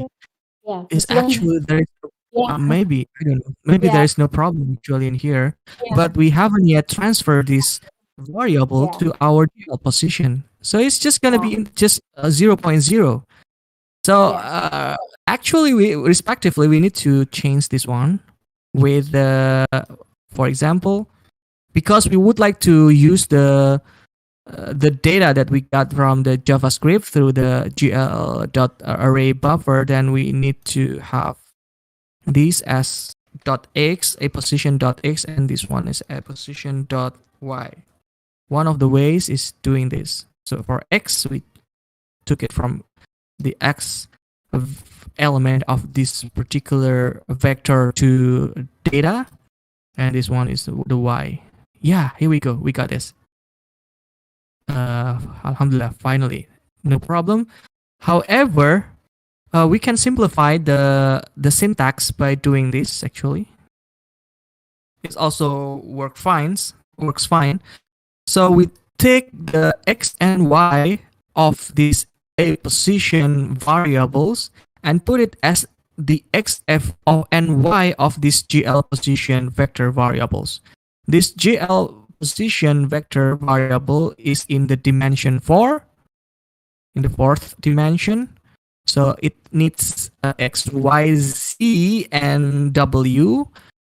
As for the current case, we only need to draw in 2 dimensions. So let's just treat the w and the z the same. Later, when we draw in the 3 dimension, we need to specify this as well. Okay. So x position, y position works the same. And also, if you want to yet make it more simple, you can also just delete this. It means that you use all the element value of this a position for, if this is vector 2, then it will fill these 2 elements in the vector 4. And then this is going to be the third of the vector 4. This is going to be the 4th element of the vector 4. So that's it. Finally, we have successfully, and let's commit this, put it in our repository. We successfully draw 3 points. Use in the 3 in the different locations. Okay. Let me push it to the server. If you have any question, you can just open your microphone, guys.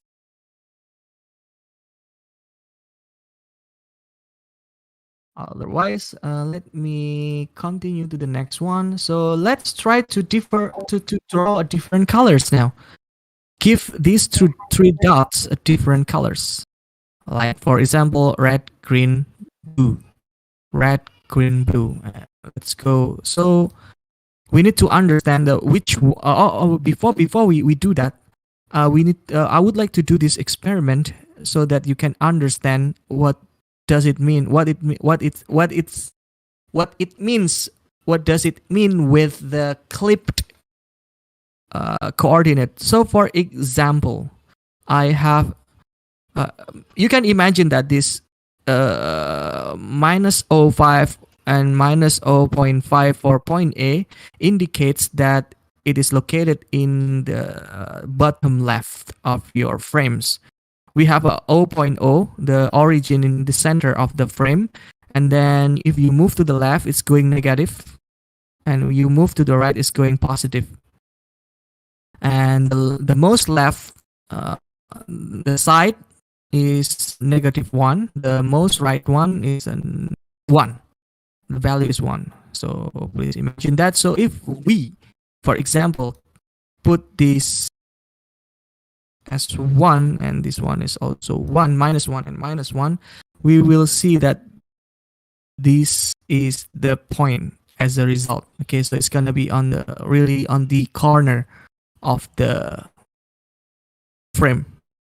If the case is more than that, you exceed the boundary, then you might not be able to see the dots. So it's gonna be really out of the frame. Okay, hopefully you can imagine that. Later we will test it as well when we draw line and triangles. Let's see. But before that, let's do some addition. So we will define extra properties for these vertices. So after we have positional data for each, now let's define color for them. Let's say that we would like to have a point A. I'm sorry, I forgot to save it. This is point A, this is point B, this is point C. Let's say that we would like to have the red color, the point C remains red. So let's this way. Red means 1.0, 0.0, 0.0. And then for the point B, B is on the bottom right. Let's see that maybe we would like to have this as a blue. So it's gonna be 0.0, 0.0, 1.0. And last, for A, let's make it green. 0.0, 1.0, 0.0. Don't forget the comma for this. Okay. Don't forget the comma, right? Okay, it's because it's a serialized. Right? Now, see, we here now we do have two different properties for each point, for each vertex. So we need to teach differently. We need to teach the pointer differently how to get the data. The condition is different now. For doing that, maybe we can start with the vertex shader source. Let's declare the new attribute for the color. Make it vector 3 because it's RGB. We have 3 elements. And let's say we have a color in here. And then here we go. And because as I told you, and I answered Jagat's question before, that vertex shader only is only responsible for the positional data. If we want to colorize the vertex or the fragments, then it's gonna be a fragment shader responsibility. Then we need a way for our application in the GPU to transfer this color data for each vertex to fragment shader. I mentioned that between these vertex shaders and fragment shaders, there are two stages in between, 2 steps, which are rasterizer and primitive assembly. So that's why we need a bridge to help temporarily save the color data, and then when the time comes for the fragment shader to execute the process, then the fragment shader will know, oh, I got some color data from the vertex data. To do that, we need a varying. So the varying is the bridge. So we need to have a varying called vColor, for example, and then we will transfer that varying that color data by just simply assigning vColor with the A color value. And then we'll need to let a fragment shader to catch this varying by declaring the same varying variable in the global scope. In this global scope, vector 3 vColor. By doing this vColor, we automatically got the A color from the vertex shader. Automatically. So by assigning this, it means that we let the fragment shader in here is defined automatically. And as for additional code, we will need to have our fragment shader some extra code to be defined in here, and that was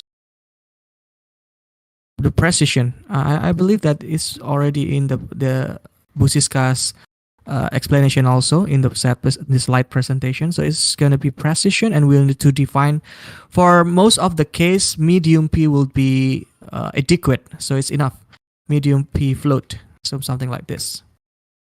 And you can go with high if you think that you need to very detailed graphics, but since OpenGL ES2 or WebGL is also target mobile phones, so we would like to our users can also open this application in their mobile devices. So just keep the quality medium, so it applies the same for the whole devices that it runs. Okay, now our shaders are ready.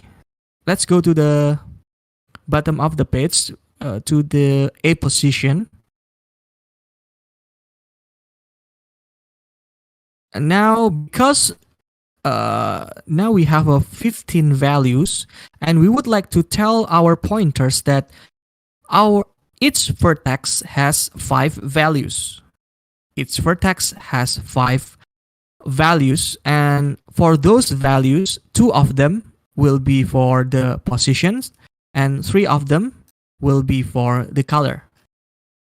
To inform that, we need to define the stride for this position as 5 multiplied by float 32 array dot bytes per element. And let's create, I will copy and paste this and change the A position with a color for the duplicated codes. This A color.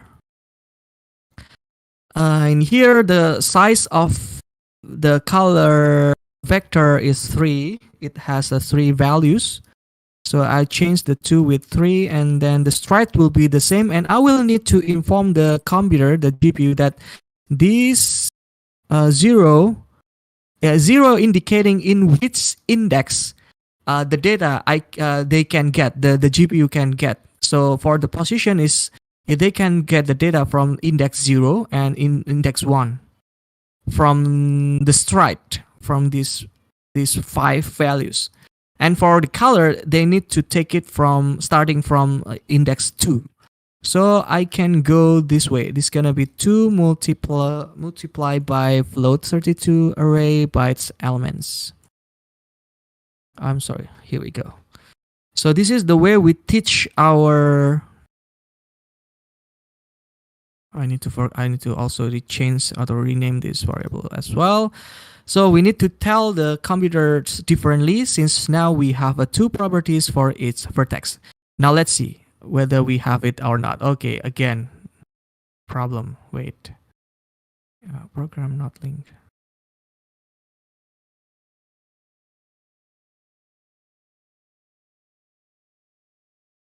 A color GL float.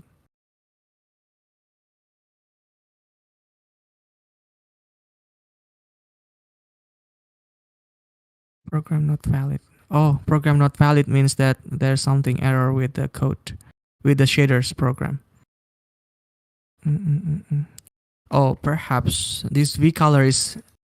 Oh, I forgot to let the GL frag colors to get the value from the V color. So it's gonna be just V color. Something like this. You can use a V color or V color RGB, something like this, or V color R, V color B, G, I'm sorry, and V color B. There are multiple ways to achieve that. I'm just gonna simply use a V color, and here we go. Let's see. Not yet. Give me a moment. Vec 4 V color A 1.0. Maybe does anyone spot the error in my applications? So it's supposed to be in the shader because program is not valid.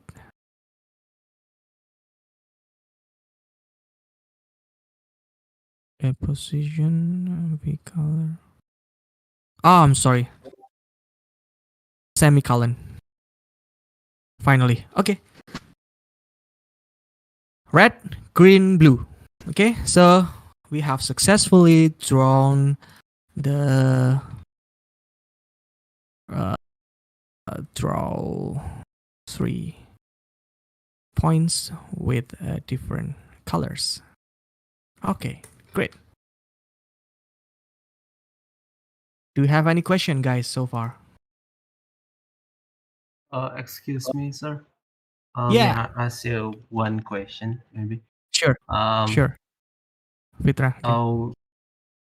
in the GL position, we know there are factor four that therefore factor four have four parameter, right, sir? Mhm. GL Yeah, position, yes. and if we delete two parameter and the last two parameter uh, Mm. 0.0 and 1.0, it's no problem, sir. Is it right?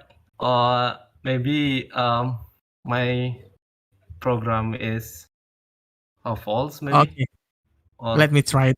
So you mean something like this, right? oh no, sir. GL position, yeah. Vertex, vertex. So you mean that you delete this one? Yes, 2 point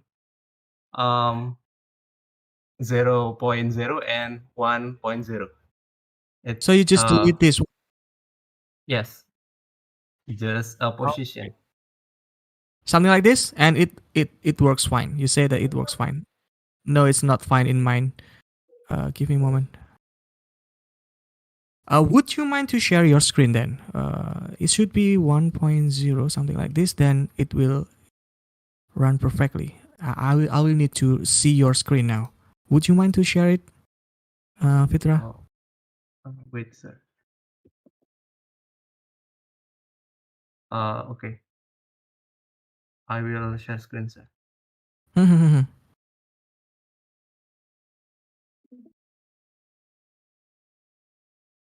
Uh, just like this, sir. For the code, I have just a position, but two parameter. Before I delete it, and Sorry, it Fitra. worked. Fitra. The Yes. screen is still on Discord. Would you Oh, mind to switch to your VS Code? oh, sorry, sir. Change Windows. Oh, okay. I will. Awesome. Okay. Okay, so it works fine It on your browser, yeah. right? It's work. And how's about the VS Code? Yes. I just Oh, this. opposition for the factor 4. Uh, it Okay. It works fine. yes. How come? But however, you I don't haven't know yet how. finished your. I have. You haven't yet finished your code. V color is still empty there, in your. I don't believe that there is no error for this. Or maybe the case was the one that you run is my code, not yours. Okay. Maybe your live server runs my Oh, code okay. instead yours. Okay. This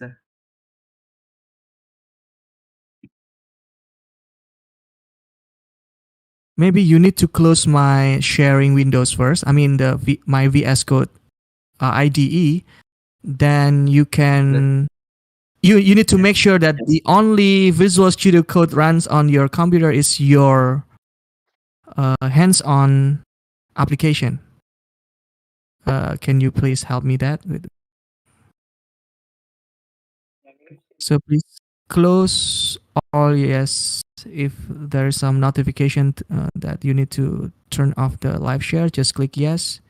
Oh, sorry. That's it. Okay. You I need will to cut share. out. Yeah, you need to Yeah. cut out. I'm afraid that the one that you run is my code. That's why. Oh, uh, ini saya udah copy paste, sir. Udah saya copy punya Pak Azik. Okay. Dan saya Good. run. Ini sama persis. Itu Mm-mm. hasilnya ya sama, cuma di sini I will delete 2 point before. Okay. It's work. Aman. Coba titik komanya dihilangkan di shadermu. Oh, sorry. Titik shader, koma. Titik koma hilangkan 1. Save. Harusnya error kan? Coba lihat, error. jalan apa enggak? Harusnya error enggak? Iya. Enggak kan? Soalnya yang jalan ini aplikasi saya. Oh, Paham enggak maksudnya? Live oh, streaming itu lagi oke. jalannya aplikasi saya. Oh, iya iya. Oh, iya iya iya. So Bentar. to make sure that you run your own application, maybe the only way is to turn off my IDE, my live share IDE, and then you need to right click on your own index HTML, and this is here it goes. Is it mine or is it yours? Oh, The live server iya cannot run the same name iya. of the Yeah, because the live server will confuse which It's- IDE Oh, oke. to you need run. to choose. I You need will. to choose one of the Oh, stop. sorry. Yeah, Oh, you need to stop the live server first, and then you can try to running it again. Oke. One of give the it a try, Fitra. But I believe that I think that why it runs because it Oh, runs mine. iya. Yeah, Oh, okay. iya iya iya. Oke, thank you, So sir. you're not confused again now. Great. So let me go back to my own screen. Oops. Oh, how to move out from this? Oh, wait. I'm so sorry. Now I need to reshare my screen. Thank you, Vitra, by the way. I believe some of other students may also face the same problems with you. Hopefully that it will answer everybody's questions, everybody's wonders, or everybody's curiosity. Okay, go live in here. Right. Here we go. Can you see my screen again, guys?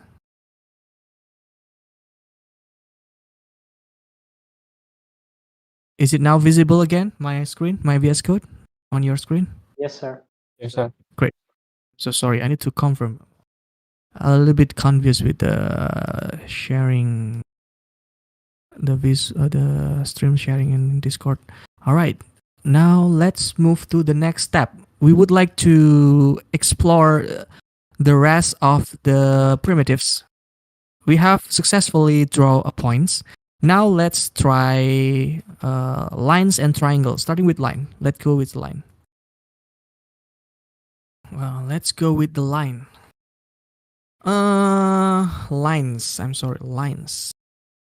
So here we go. Here, how? This is what we got. Okay, this is what we got.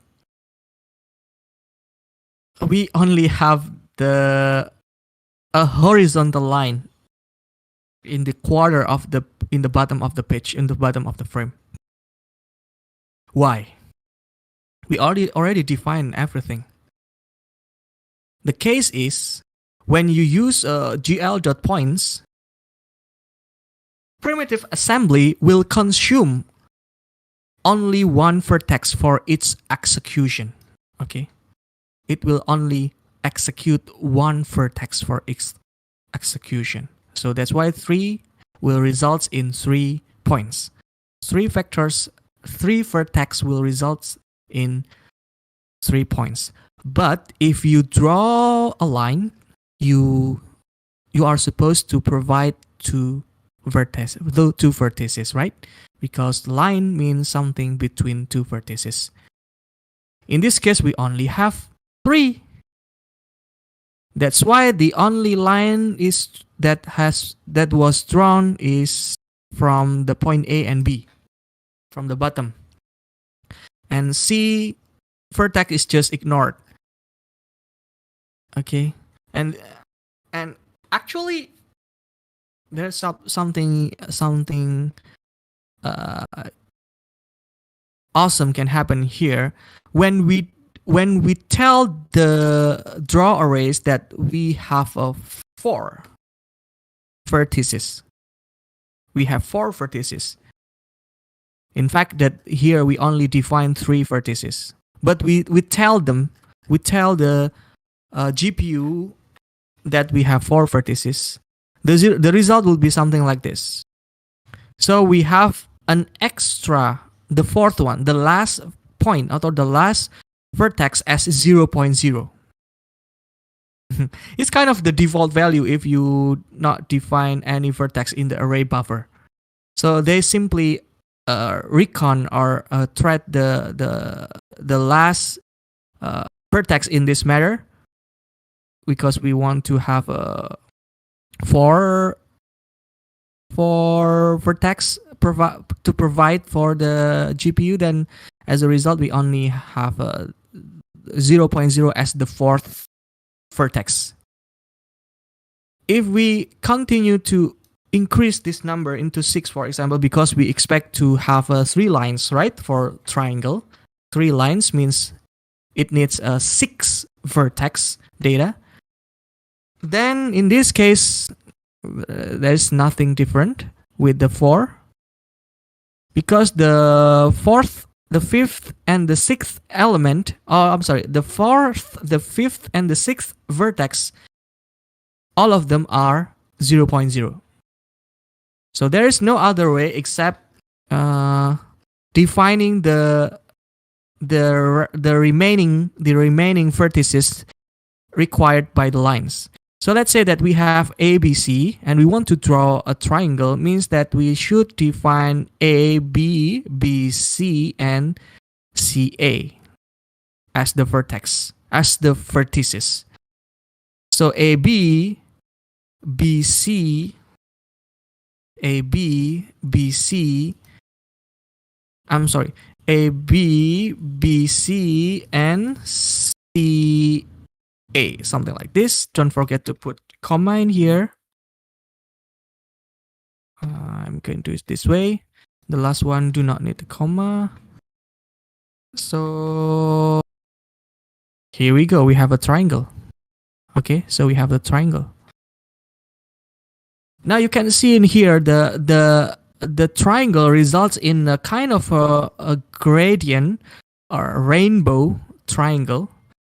So you can see that now here the rasterization and the fragments show us the interpolation between the vertex A and B. A is green, B is blue.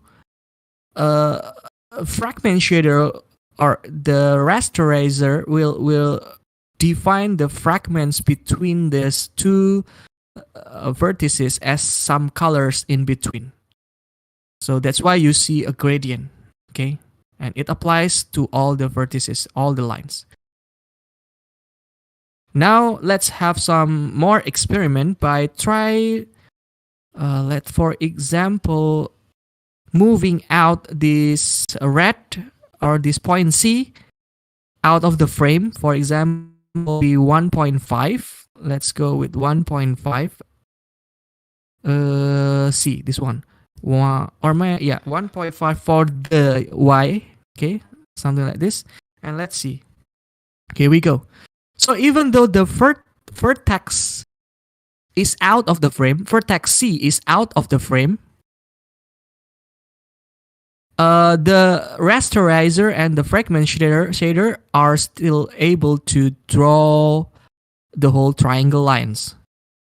In this matter, actually, when we proceed these graphics in the in the primitive assembly, you can check on the slides from the meeting number 2. When the primitive assembly try to draw the lines, it needs to process the clip. Okay, so for example, if the C vertex is out of the frame, then the clip procedure or the clip stage or step in the pipeline will calculate the alternative vertices to replace the C vertex.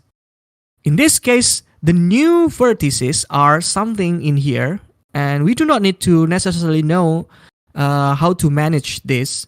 So the one is on the top left and the top right that forms this trapezium is actually aided or helped, assisted by the clip mechanism in the rendering pipeline. So we do not need to care about to think about how is then if we have some vertex that is out of the frame.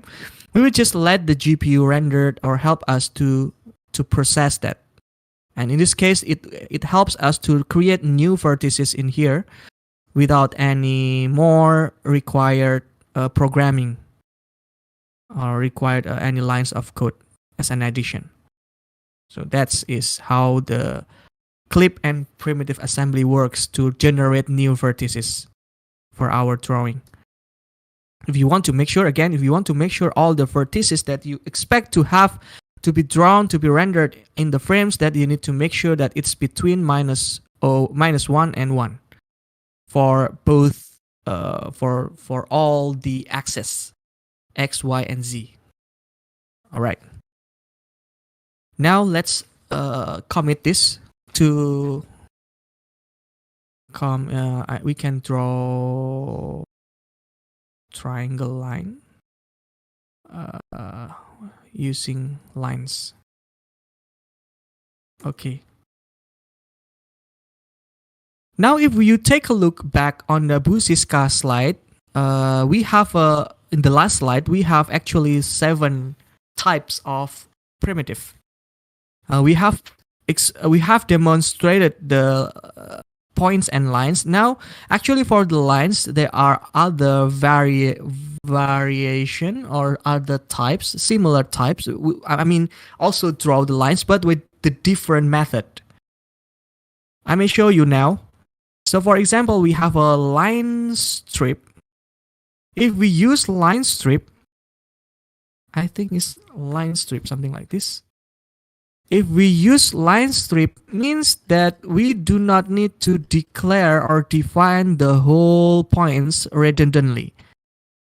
Yeah, so it's not necessary to duplicate the A, B, and C. So the line strip will understand that you want. Maybe I'm just gonna use this. It's no longer 6 for the case of line strip. So you just need to store 4 vertices for this purpose, for this triangle.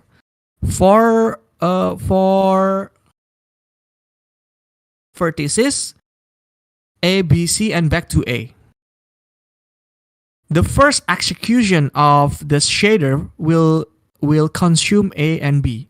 The next one, the second, will consume the BC and then consume the CA. If you do not define the A, for example, I delete the A, what will happen? It will goes to the center as the 4th vertex. Okay. Here we declare that we have to the GPU that we have 4 vertex. In fact, we only have 3 vertices stored to the array buffer. If we have a 3, then we only draw up to this point. If we have 4 and we want to this is to the center, we want to draw the full triangle, then again you need to define the initial point. Adding the initial point in this data. Okay, this is line strip. This is line strip. So let me commit this. Draw triangle line using line strip. Here we go. Let me push it to the cloud repository. Now the third one. This is the 4th. If we talk about the 7 primitives, but this is the 3rd for the line primitives. We can also use what so-called line loop. If the case is line loop, then we do not need to define the initial point. So you just need to define the 3 points, just like when you draw the points. Okay, only these 3 points is necessary. And you just got the triangle perfectly. Okay, A, B, C. Because using line loop, the primitive will understand that it needs to go back to the initial points to draw the last line. So this one is draw triangle lines using line loop. Now, last but not least, let's explore the triangles and then triangle fan and triangle strip. Let's start with the triangle fan.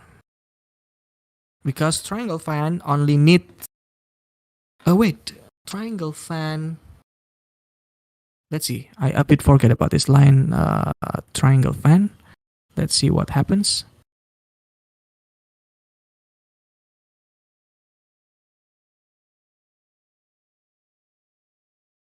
It's perfect.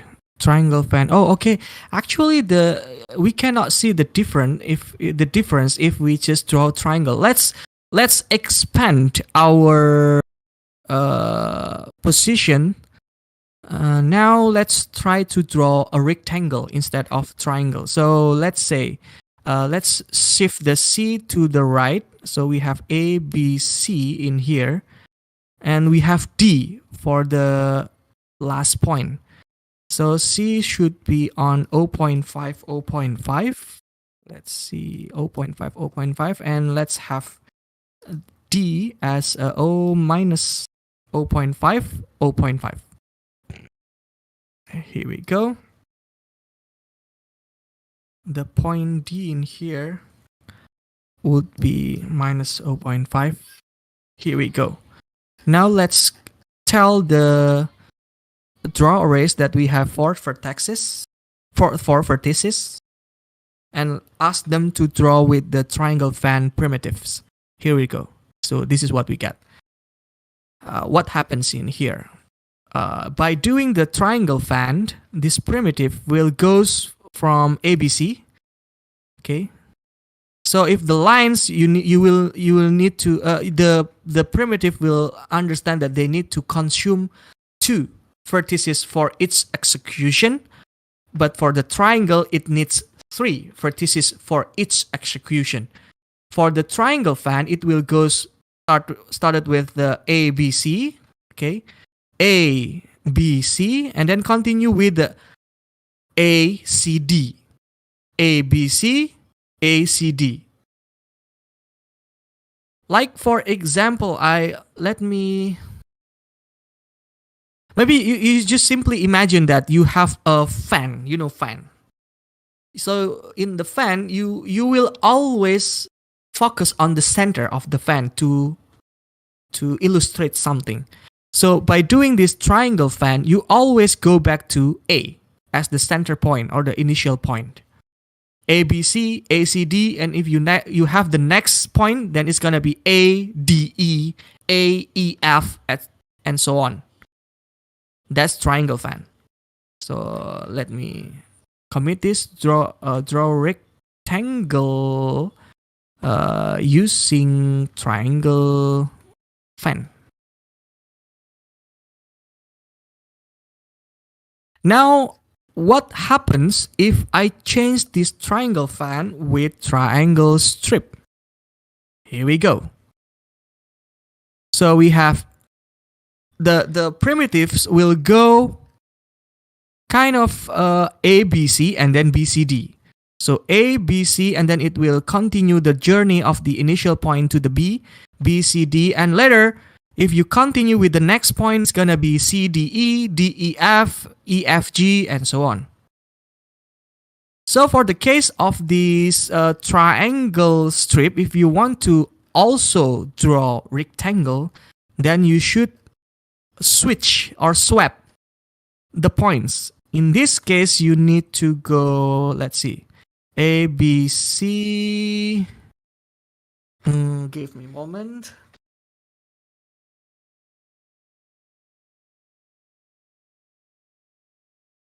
I'm a bit confused now.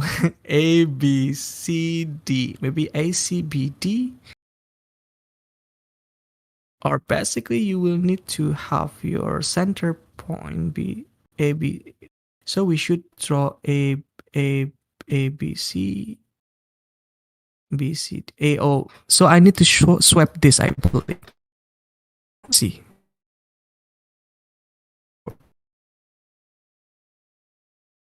The same. No. Wait. A, B, C. A, B, C. A, B, C, B, C, D, A, B, C, A. If I give, for example, I swap the B and the A, what happens? Sir, I just need to swap this. So imagine that you have a B in here.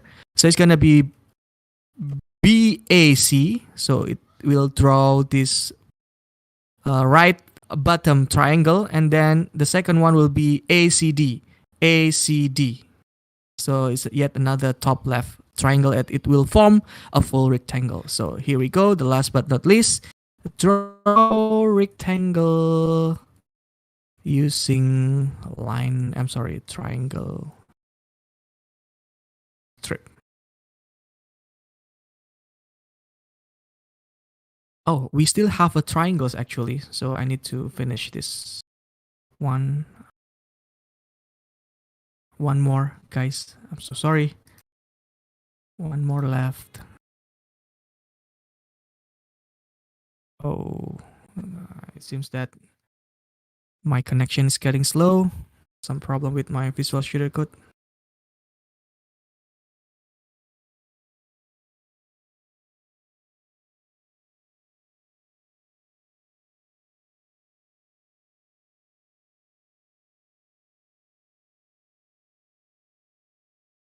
Wow, what happens? Give me a moment.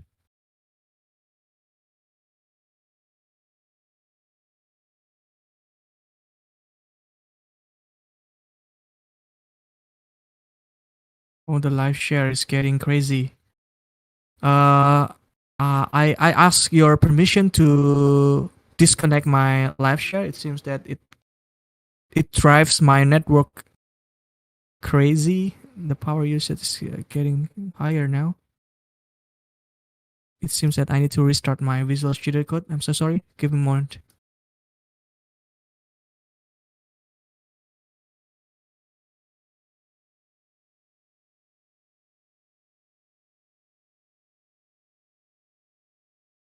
I need to close this Microsoft Edge and the Visual Studio Code.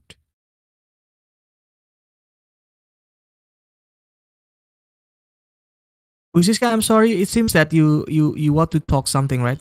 You interrupted me back then. I'm just want to help. Just Okay, okay. now. Thank you very much. So it's solved already. Gosh, I need to. Maybe because you run the live share and then Yes. also streaming the video, your screen Yes. share here, it consumes so many bandwidth, and that's cause And a some crash. power. I'm not sure. It's getting like. Yeah. Hopefully, now it's fine. I'm so sorry. Maybe you need to check it on my stream for the last one. So let me finish this.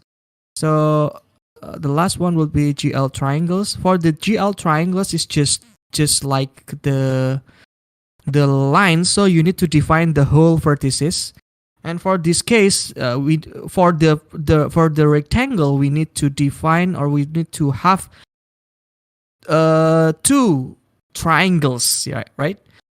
For to build a full rectangle, you need to have two triangles. Each triangle will consume 3 vertices. Then in total, we should have 6 vertices. And as for the order, we can go with the, for example, A, B, C, and B, C, D, I think. A, B, C, and B, C, D. A, B, C. I'm sorry, no. A, B, C, and C, D, A. My bad. It should be C, D, A. Should be C, D, A.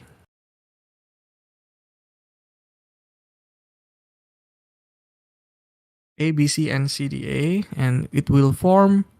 I'm sorry, I need to open with live server, and here we go, the full rectangle.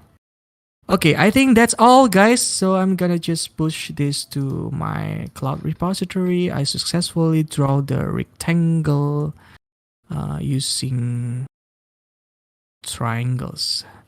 Back to you, Bu Siska. Okay, thank you very much, Mr. Hazik, for your help, for the explanation to all of the students in this class. Thank you very much. Maybe there is there any question, guys, from the explanation? Have you done with your source code to draw the triangles or maybe the 3 points on your canvas? Okay, Mr. Hazik, in the live chat, there is a student that asks some source, some literatures, or maybe YouTube video, or maybe website article, or etc. to learn. Yeah, to learn OpenGL. Oh, sorry, Yeah, web. I will put more references, and especially the most effective one, I think YouTube videos. The tutorial Yeah, from YouTube videos. I will put it later in which one? Maybe in the announcement, maybe. yeah, Just like in this information board, in this announcement channel book, I have also posted the book that you have just posted in the channel, in the live class channel in here, actually. So oh, everyone can go to this announcement channel and download the books. And also, I remember Gary also shared something in the homework help. This is also very very good tutorials that you can go with and learn from that articles. And if you think that this is more like hard to read because you better to follow some visual or video tutorial, I will later share with you the some YouTube playlist that you can go through to make you better, to give you better understanding about the WebGL. And perhaps by the end of this weekend, Bu Siska, maybe we can also give some small assignments so yeah, that everyone can start working with their own small project in understanding the WebGL. yeah. The assignment is to draw a font, alphabet. Yeah, a font Perhaps alphabet. Yeah. maybe In we can discuss it yeah. again later, Bu. Oh, okay. Because Okay. Okay. Yeah. Yeah. perhaps I Please. don't know. Yeah. That was from the previous year, but I'm not sure whether it's still good for this year. Let's review and have a look first with assistants. We need to discuss with assistants first before deciding whether we will use that homework. But hopefully that this weekend we have the assignment published, so for everyone, for all the classes, for the all the participants of this computer graphics course can start working with the assignment together in the same time. Yeah. Is that right? Yeah, that's right. Okay, thank you very much, Mr. Hazik. Yeah, guys, you need to prepare. You need to learn about the WebGL because in the end of this week, we are going to announce the assignment for all of you, so you can do your assignment well, something like that. Okay, if there is no any question, I think this enough for today's course. I think we are going to close this session by praying together. Okay. Yeah, let's pray together to end the session.